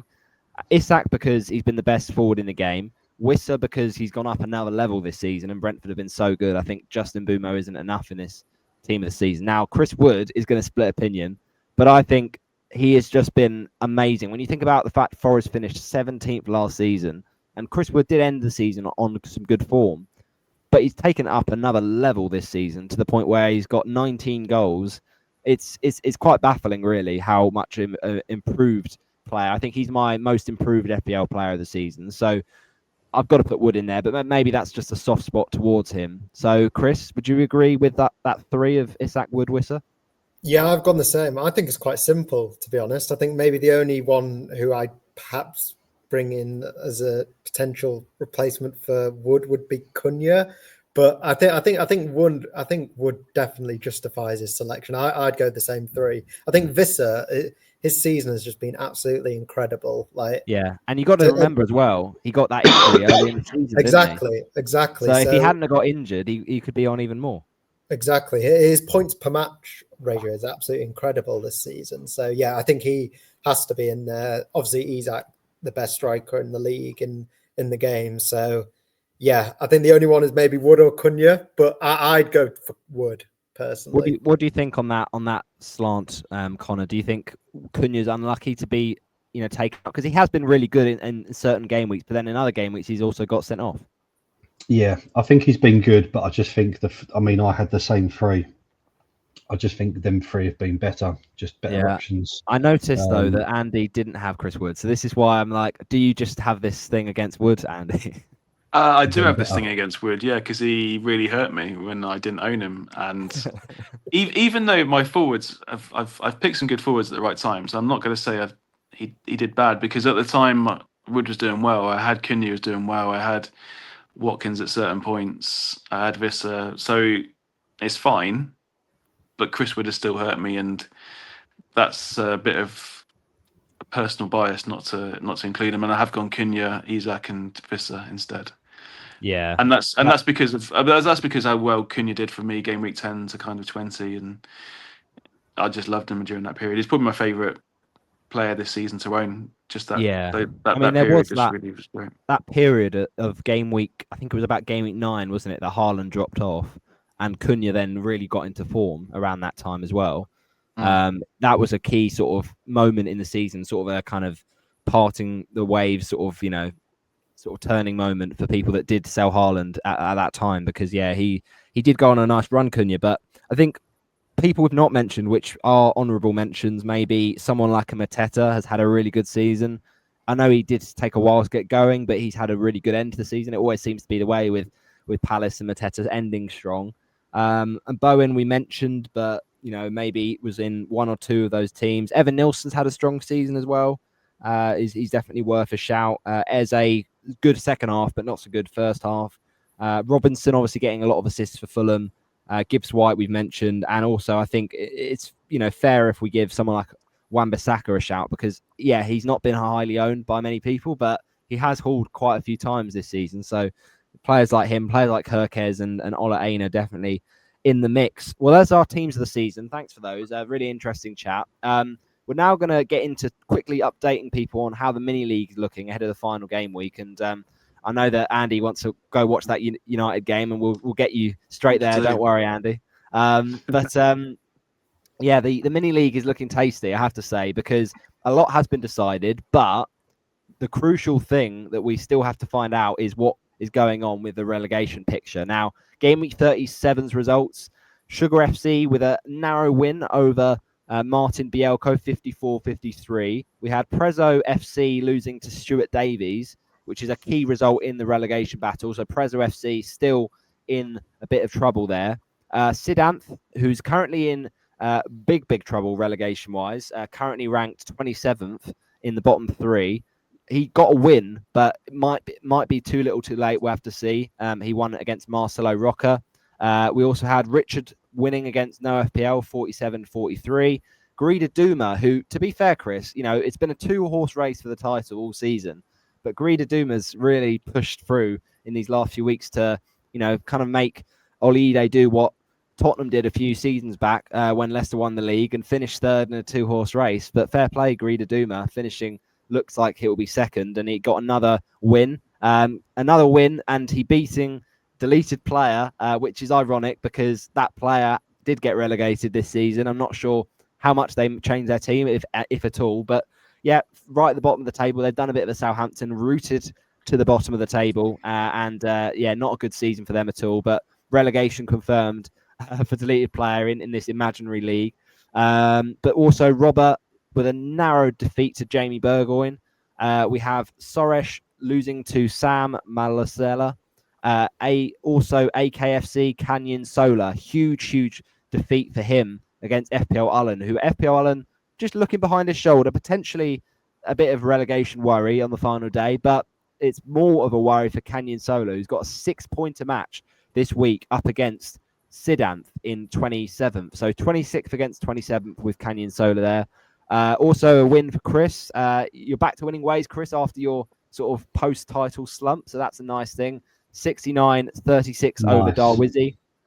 It's always nice. Yep. We also had Matthew beating Ben. Ben's kind of gone a bit into mid-table obscurity at the end of the season, but fair enough. Matthew has, with that result, confirmed Champions League football for next season in a fifth spot finish. So well done, my K-Man fan, huge supporter of the pod. Sadly won. It's sadly for him that he did lose Uncle Napoli this week, and he's still just hovering outside of the relegation zone. So it would be amazing if he did stay up, though, at Uncle Napoli, because Chris, has been bottom for most of the season, and it's, it would be sort of West Brom 2004-05 Great Escape vibes if he didn't go down. So yeah, fair enough. Losing though to Augustino this week. David lost. Oh, sorry, he won this week. Fair play. He beat Deepak. So Deepak has got a huge game to try and see if he can get in on potential and keep his European spot, because the Champions League is now over. But it's me and him, Deepak, in that Europa League spot now. I won 51-41 against Ahmad. So a timely win to move me into the 7th in the Europa League positions. And also to end with Ollie. He has a bit of a slump at the end of the season after being so strong for most of it. But he did win this week, 57-36 against Jacqui. So what this means for the table, it's pretty much locked in other than the relegation zone. So in first, yourself, Chris, with 81 points, still one game to go, so you can finish on 84. You've had a very similar season in many ways to Liverpool, sort of the runaway for most of the season. So congratulations again on that title. Grida Duma on 74. So there is a chance Ollie can still finish in second with a win. But Grida Duma on 74 with Ollie in third on 73. Stuart Davies in fourth on 72. And then the other Champions League spot is clinched by K-Man Fan on 66 points. And then I'm sat in seventh in that Europa League spot with 6th and 7th. But Ahmad and Jamie and also No FPL Oliver are right behind me. So with Darwizzy, looking unlikely to get Europa spot, it's all sort of a four-way battle for European places. We'll see how myself and Deepak, whether we can keep hold of that. And then elsewhere at the bottom of the table, I mean, this is a relegation battle for the ages. I have to say, Andy, I don't know if you agree with this as well, Connor, but, it's looking tasty because outside of deleted player, you've got Sidanth on 42, Canyon Solar on 43, and sadly one on 45. And then we've also got Uphill Ullen on 45, as well as Robber on 46 and Prezzo on 46. So I think Richard Adams on 47 is safe. I'm pretty sure he'll be fine. But are any of those people playing each other? Are they playing each other? Well, that's the key thing. There is a fixture between in 26th spot Canyon Solar and 27th Sidanth playing each other. So whoever wins that could well stay up and send the other one down. So could be exciting, couldn't it, Chris? Yeah, it could. I'm just looking at those total points as well. I think Canyon Solar can probably count himself quite unfortunate to be in the bottom three. 200, almost 200 more points than Uncle Napoli, which is pretty crazy. But that's the beauty of the head-to-head format. So yeah, hopefully it goes down to the wire. I mean, it has, but yeah, Uncle Napoli, like you said, he's really kind of pulled off an absolute miracle, really, to even be in with a shout of surviving. So yeah, I mean, just look at that total points. I mean, 2,084. I mean, to be fair, Richard Adams has got less with 2,076, but for most of the season he was rooted to the bottom, and he sort of picked up a bit of form at the end of it when it counts. And if it does come down to total score and it goes beyond just head-to-head points, Uncle Napoli's in the mud when it comes to that because he's way behind everyone around him. So will be interesting to see, but we'll see what the final fixtures throw up in game week 38. We're going to end off then with what we always love to do, which is a little look ahead to a quiz. Before we do that, we have to give a shout out to Dan, FPL fella, who I don't think can make this one, unfortunately, but Nima as well. Will be organising the FPL meets this weekend, and whether or not you can come down or not, just make sure if you are around that you do come along at some point if you're around, because it's always a great day in the community, isn't it? FPL meets last time, Connor, was fantastic, but especially on the final day, it's exciting, isn't it? Yeah, I'm gutted. I don't think I've been to any Game Week 38 meets because it normally always falls around my wife's birthday. I don't think she's going to change it anytime soon. And I'm pretty sure, I think it was last year, I had a choice of either Game Week 38 or playing in Game Week 39. And I chose Game Week 39. But yeah, it's one that I really want to get to because of the last week madness, especially if there's things to play for in the league, whereas it isn't much so this year. But I'm hoping next year there's a bit more of a relegation and title chase down next season, and make more interesting Absolutely. events on the day. Yeah, no, it's going to be a great day. I'm really looking forward to it. Going to be good vibes and nice food and to watch the football. I think the Liverpool Palace and Forest Chelsea are the games for TV. So we'll see how that drama unfolds. Before we get into the quiz, though, we've got a few quick fire questions for you, Andy and Connor. So we could quickly get through some of these. We've got some jokey ones in there as well, so it should be good fun. So firstly, Chazza Roberts asks Andy, what flavour porridge would you choose if you had to choose a flavour to bring to an FPL meets, for instance? What would you be bringing? I'd probably go for my standard flavour, which is a daily thing at the moment. Is the blueberry, chia seeds, banana combo. Just can't beat it, really. Yeah, you can't beat it, and sometimes simple is the best answer. Fair enough.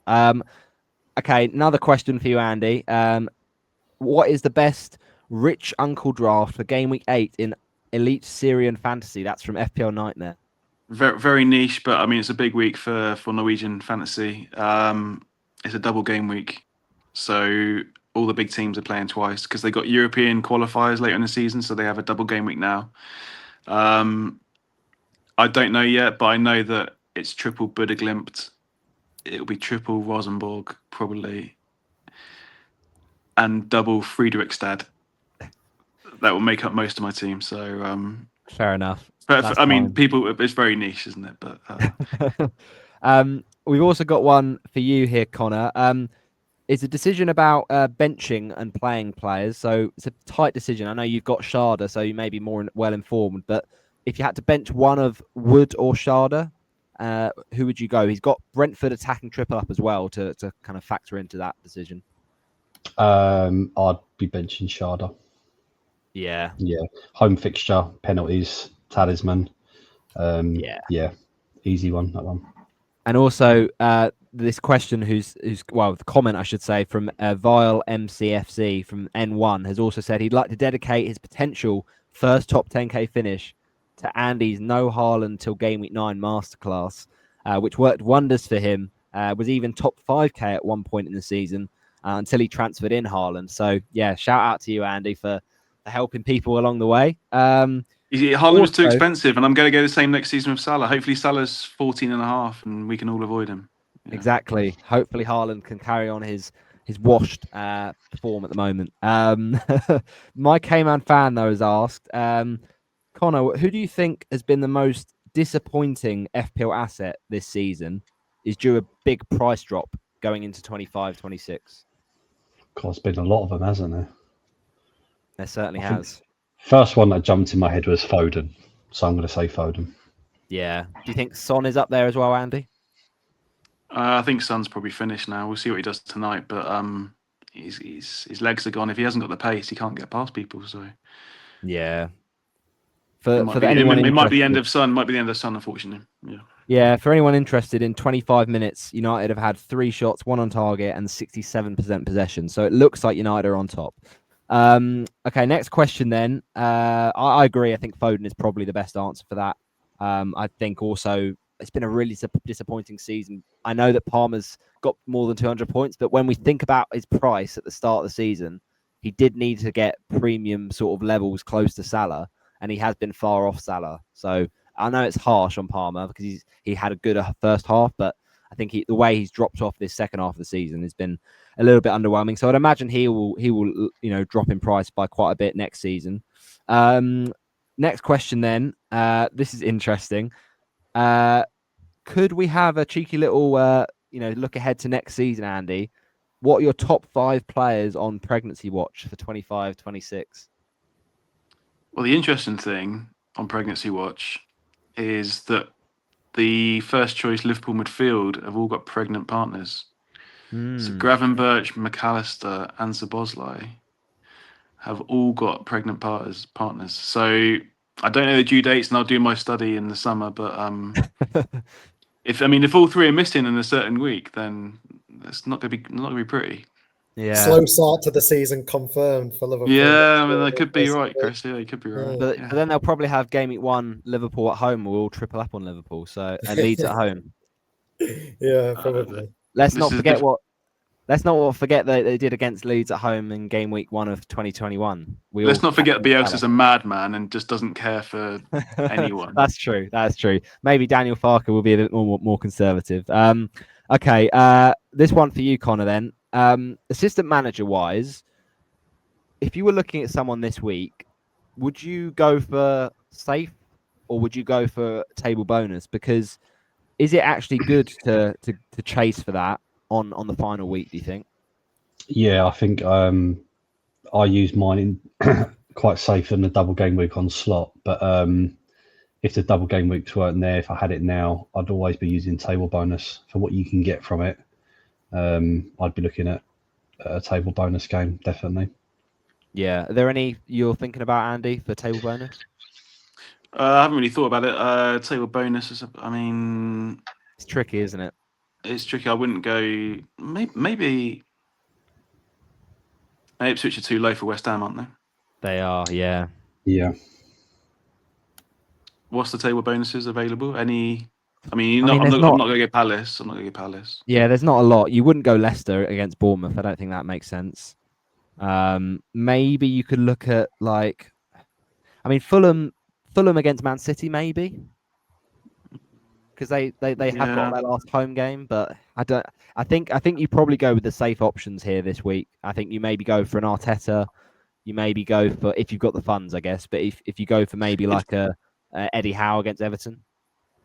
Yeah, safe's good, but it depends on what you need. If you're looking to try and get 20 points, I think you just got to punt it and hope for the best. And Yeah, exactly. And then last two questions. I'll throw this one over to you first, Chris. What do you think about the promoted teams for the Championship? Because obviously there's the player final this weekend, Sunderland, Sheffield United, and I know that you desperately want Sunderland, and I do as well. As someone you love your Sheffield Wednesday. So, do you think next season that it will be the same story, that the three promoted sides will go straight back down? Do you think like teams like Leeds and Burnley will be sort of ones that we can be targeting again, or do you think that it might be a bit more of a different story next season? It's so hard to know because I think all the teams will be very active in the transfer market. I would imagine both outgoings and incoming. Sorry, the one I'm interested in is Burnley because I think the way they've played this season, I think it's a bit different to what the other kind of promoted sides have done in the last couple of years. Very built on a solid defensive foundation, and if they can kind of replicate the same kind of performances they have in the Championship, I mean, it's a tall order, obviously a big gulf in quality, but I think if there's one out of the three who I'm more confident about maybe doing well in the Premier League or just surviving, I think Burnley potentially. I think Leeds will need to adapt to the Premier League a bit more this season. They've been fantastic to watch, but I think they will probably get crucified if they play in a similar fashion next season. Would you agree with that, Andy, as a Leeds fan? I mean, what I would say is the Premier League is strong, and you've got 16th and 17th place in the Premier League playing Europa League final. Yeah, and like it's so hard to break into those teams now because even the mid-table like Brentford, your Fulham, Bournemouth, Palace, you'd back them to win Europa League because of how strong the league is, right? So yeah, you've got to buy a lot, and whether we gamble, what I would say is our youth has done very well. So I hope that we can stay up and finish 17th and build on that. But I'm pessimistic at the moment.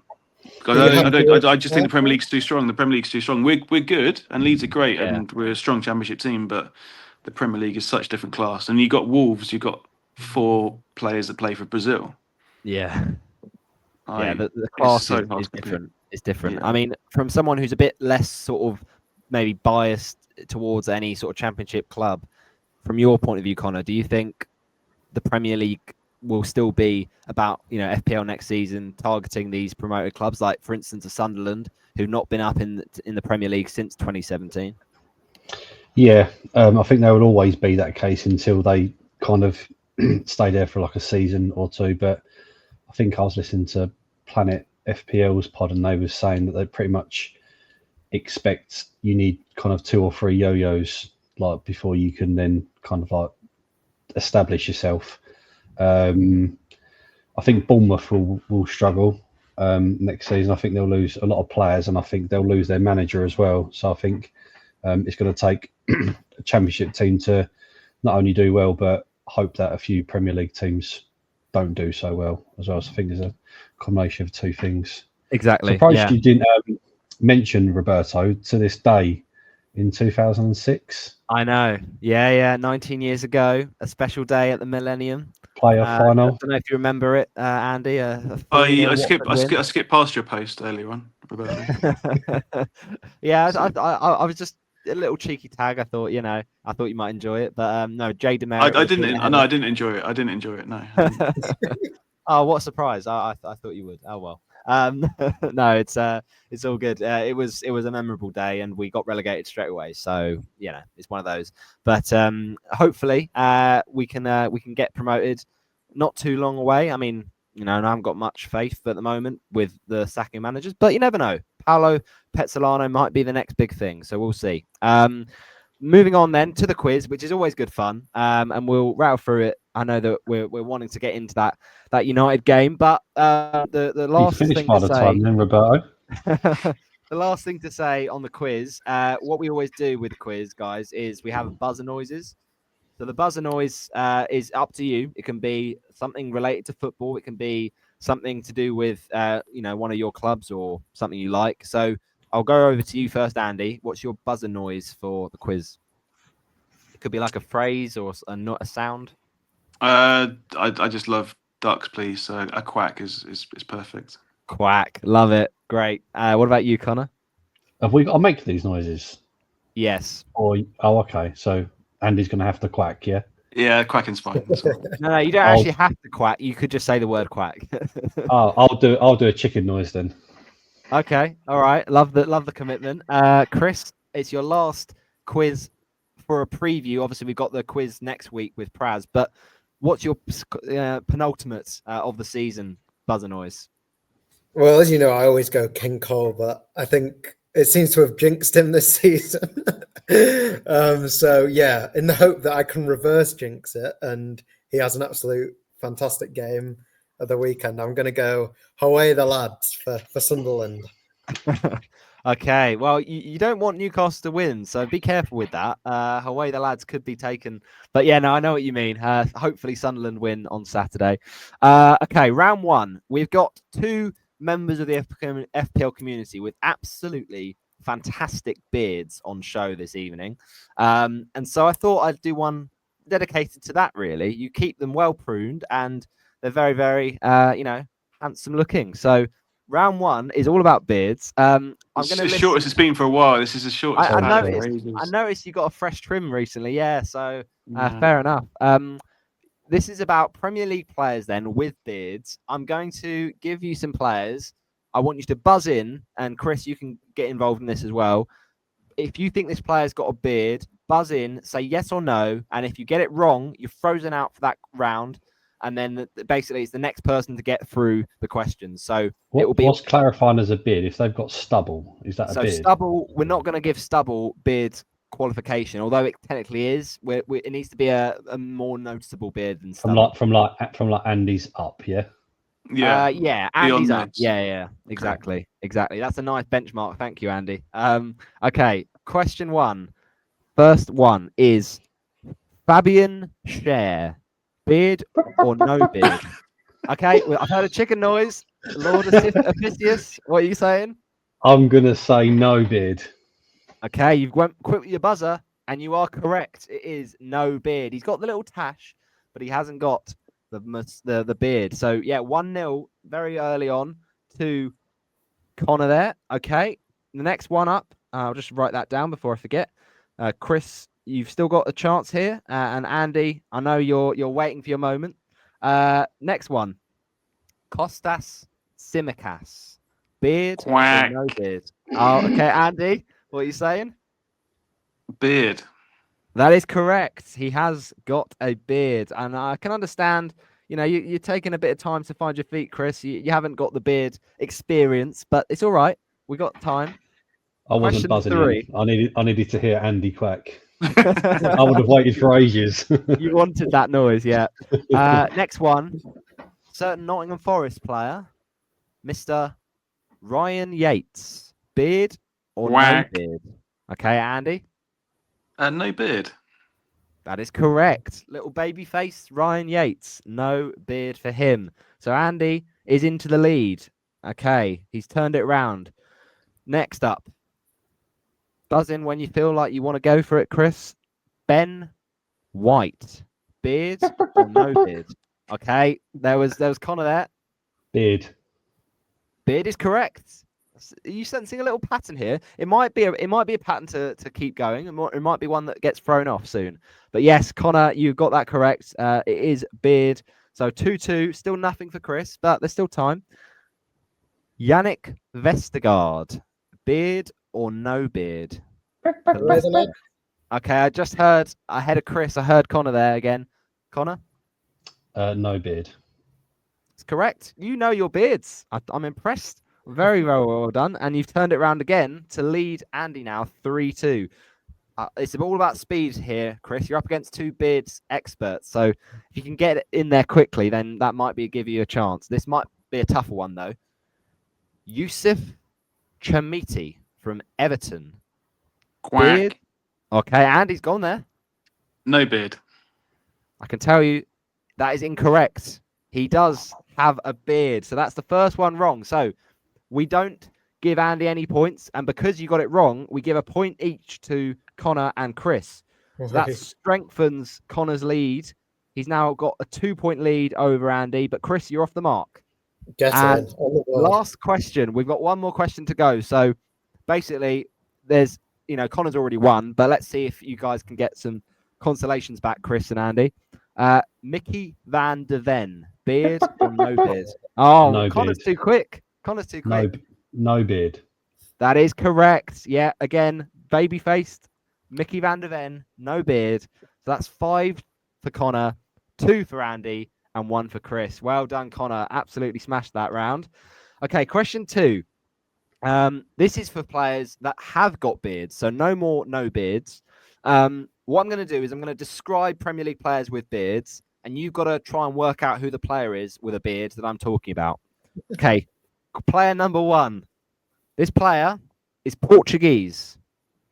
This player is a midfielder. Chris? Bruno Fernandes. He is Bruno Fernandes. Yep, you've got another one. You're on to 2. Level with Andy now. That was very quick off the mark. Okay. Next player with a beard. This player is bald. This player is Moroccan. This player... Okay. Connor? Mazraoui. It's not Mazraoui. That's not the person I had. So you're frozen out momentarily because you got it wrong. I'm afraid that means, but because we didn't get the answer yet, there's still a chance for Chris or Andy to get this. So, any buzzing in for that Moroccan, bald, with a beard? I'll give another clue. He plays in red. Any ideas? No? Okay. Afraid not. No, afraid not. I'll give you one more clue before we time you out. This player, he has played in Manchester. Has or is? I'll just say has. Leave it open. Come on, someone's got to take a gamble here, surely. Manchester. I can't think of any Moroccan Team players. in red. Team in red. And Moroccan. Oh, there'll be people knowing this one.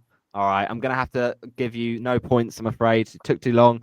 It's Amrabat. Sofiane Amrabat was the answer. So that means it stays 5, 2, and 2. One more question on beards. This player... What team does he play for, Roberto? Man United. Man United. Does he still play for them? Oh dear, he might have left. I swear he left. He might have left. That might be my bad. And that might Good be process. a bit of a stinker for me. Sofiane Amrabat currently... I could be wrong. I don't know.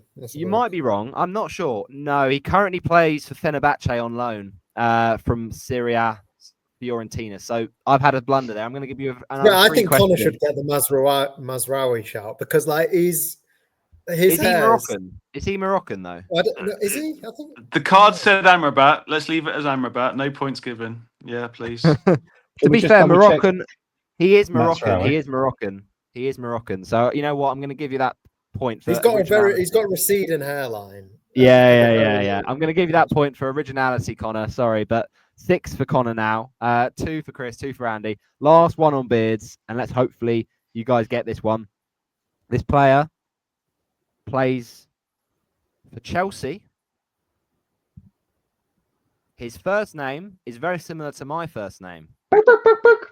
Oh, he's got it, Connor. Robert Sanchez. Correct. Yeah, you got even there ahead of the Chelsea fan himself.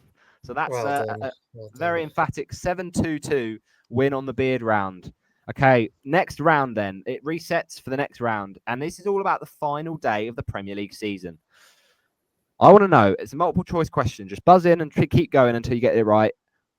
Which team did Everton beat on the final day of the 93-94 season to avoid relegation?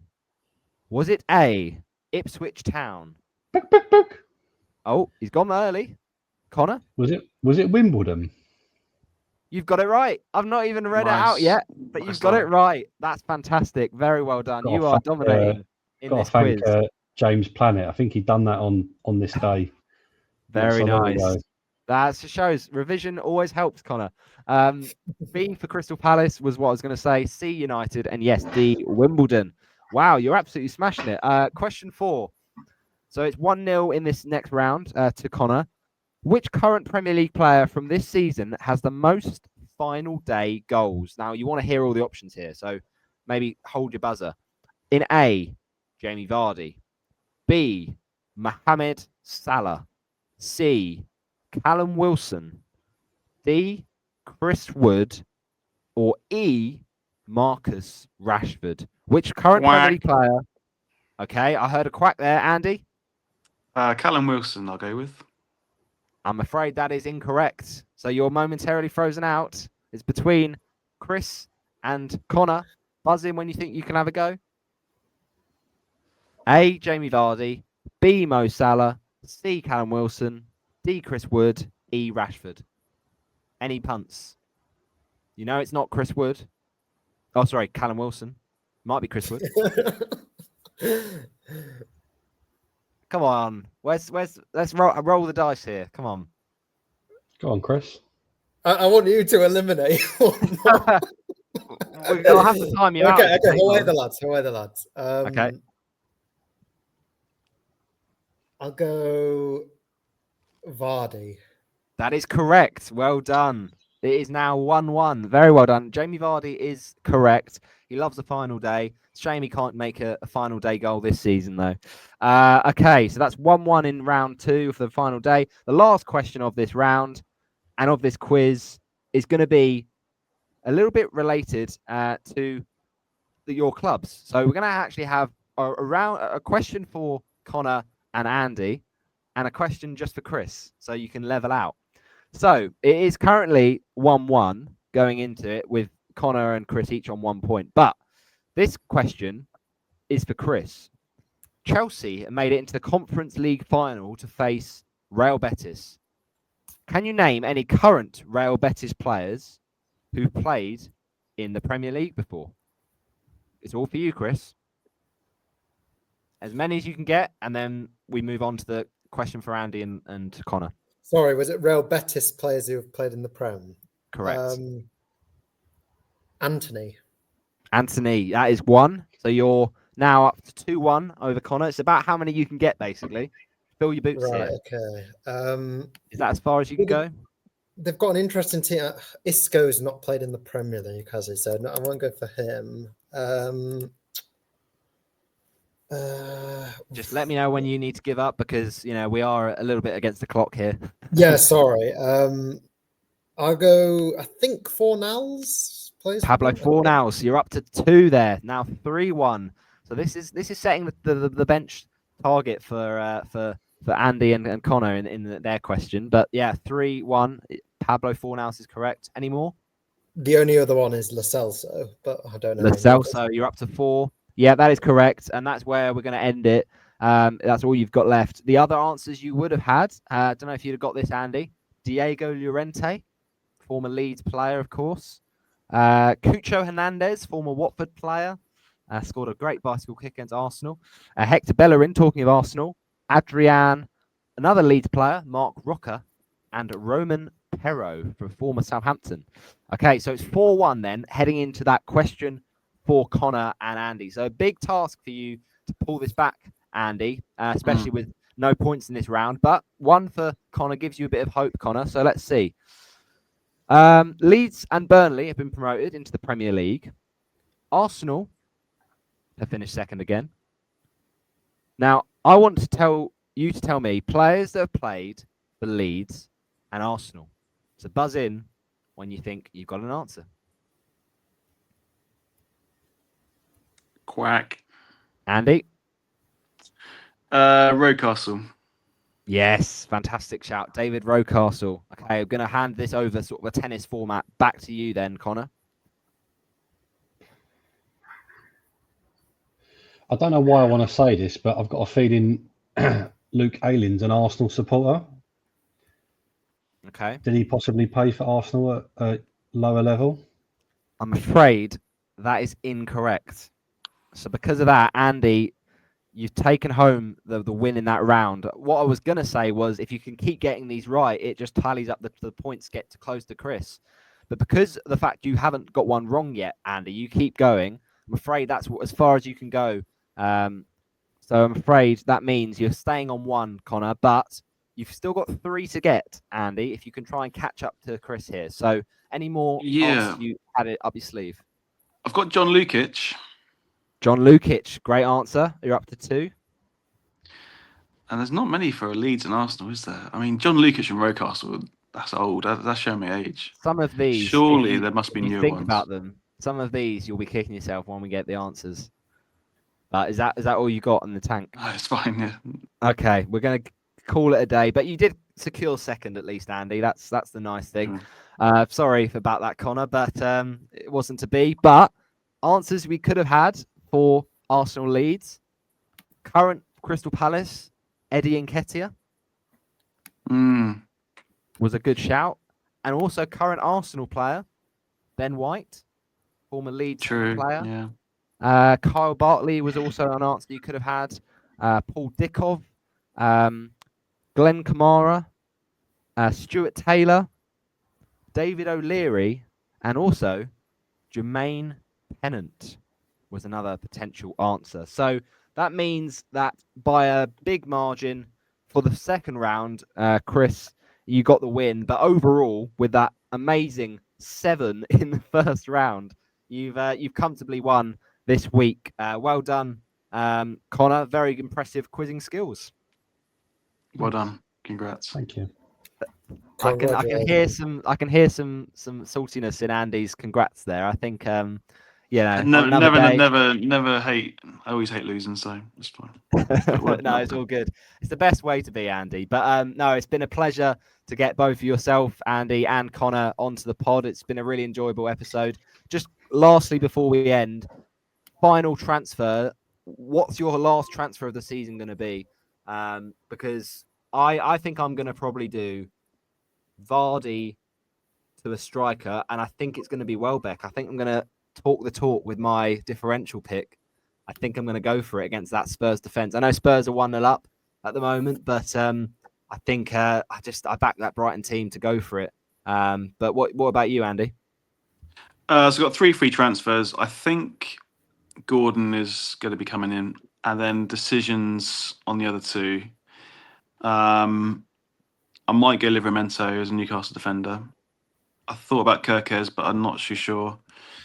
And then the third one could be a defender, could be a midfielder. I am thinking Gruder. I think just take the punt. Like, it is what it is. It's Gameweek 38. It feels like we're all Team Brighton this week. Like, we've all got, potential. I mean, if Spurs win the trophy, they'll be drunk and Brighton can win 6-0. So yeah. I know if I like Gruder, then I can go with that. So I guess you can spin we'll it both ways. You can spin it both ways, can't you? If Spurs win, it'll be party atmosphere, and maybe they want to put on a show. But who knows? As you said, they could well be drunk. What about you, Connor? Transfer? You think you're going to make? Yeah, very much dependent on tonight. But looking at a combination of Evan Nilsson or Welbeck, along with maybe like Saka or Brighton mid, Matoma, Gruder, any of those, yeah. Quite open, but fairly sure I'm going to do something based on tonight's results. And finally, Chris, your transfer? Yes, same with me. A lot of it hinges on tonight's result and also with Isak's fitness on Friday. If he's confirmed out, obviously he's going to be the one who leaves my team. And yeah, maybe a Welbeck and Evan Nielsen. There's plenty of options, aren't there? So yeah, we'll have to see. Wow, very exciting stuff, and we're all going to be, scrambling probably on our phones on Sunday afternoon with that 2:30 deadline with the team leaks. A lot could change, but those are our plans at the moment. It would be fun to go for top 70k. I think maybe go for like a Gakpo or a Welbeck. Just try and do something a bit different because I feel like everyone will be bringing in Evan Nilsson to replace Isak if he's confirmed out, and maybe he is lowly owned Evan Nilsson, but maybe it's time to take a punt. Who knows?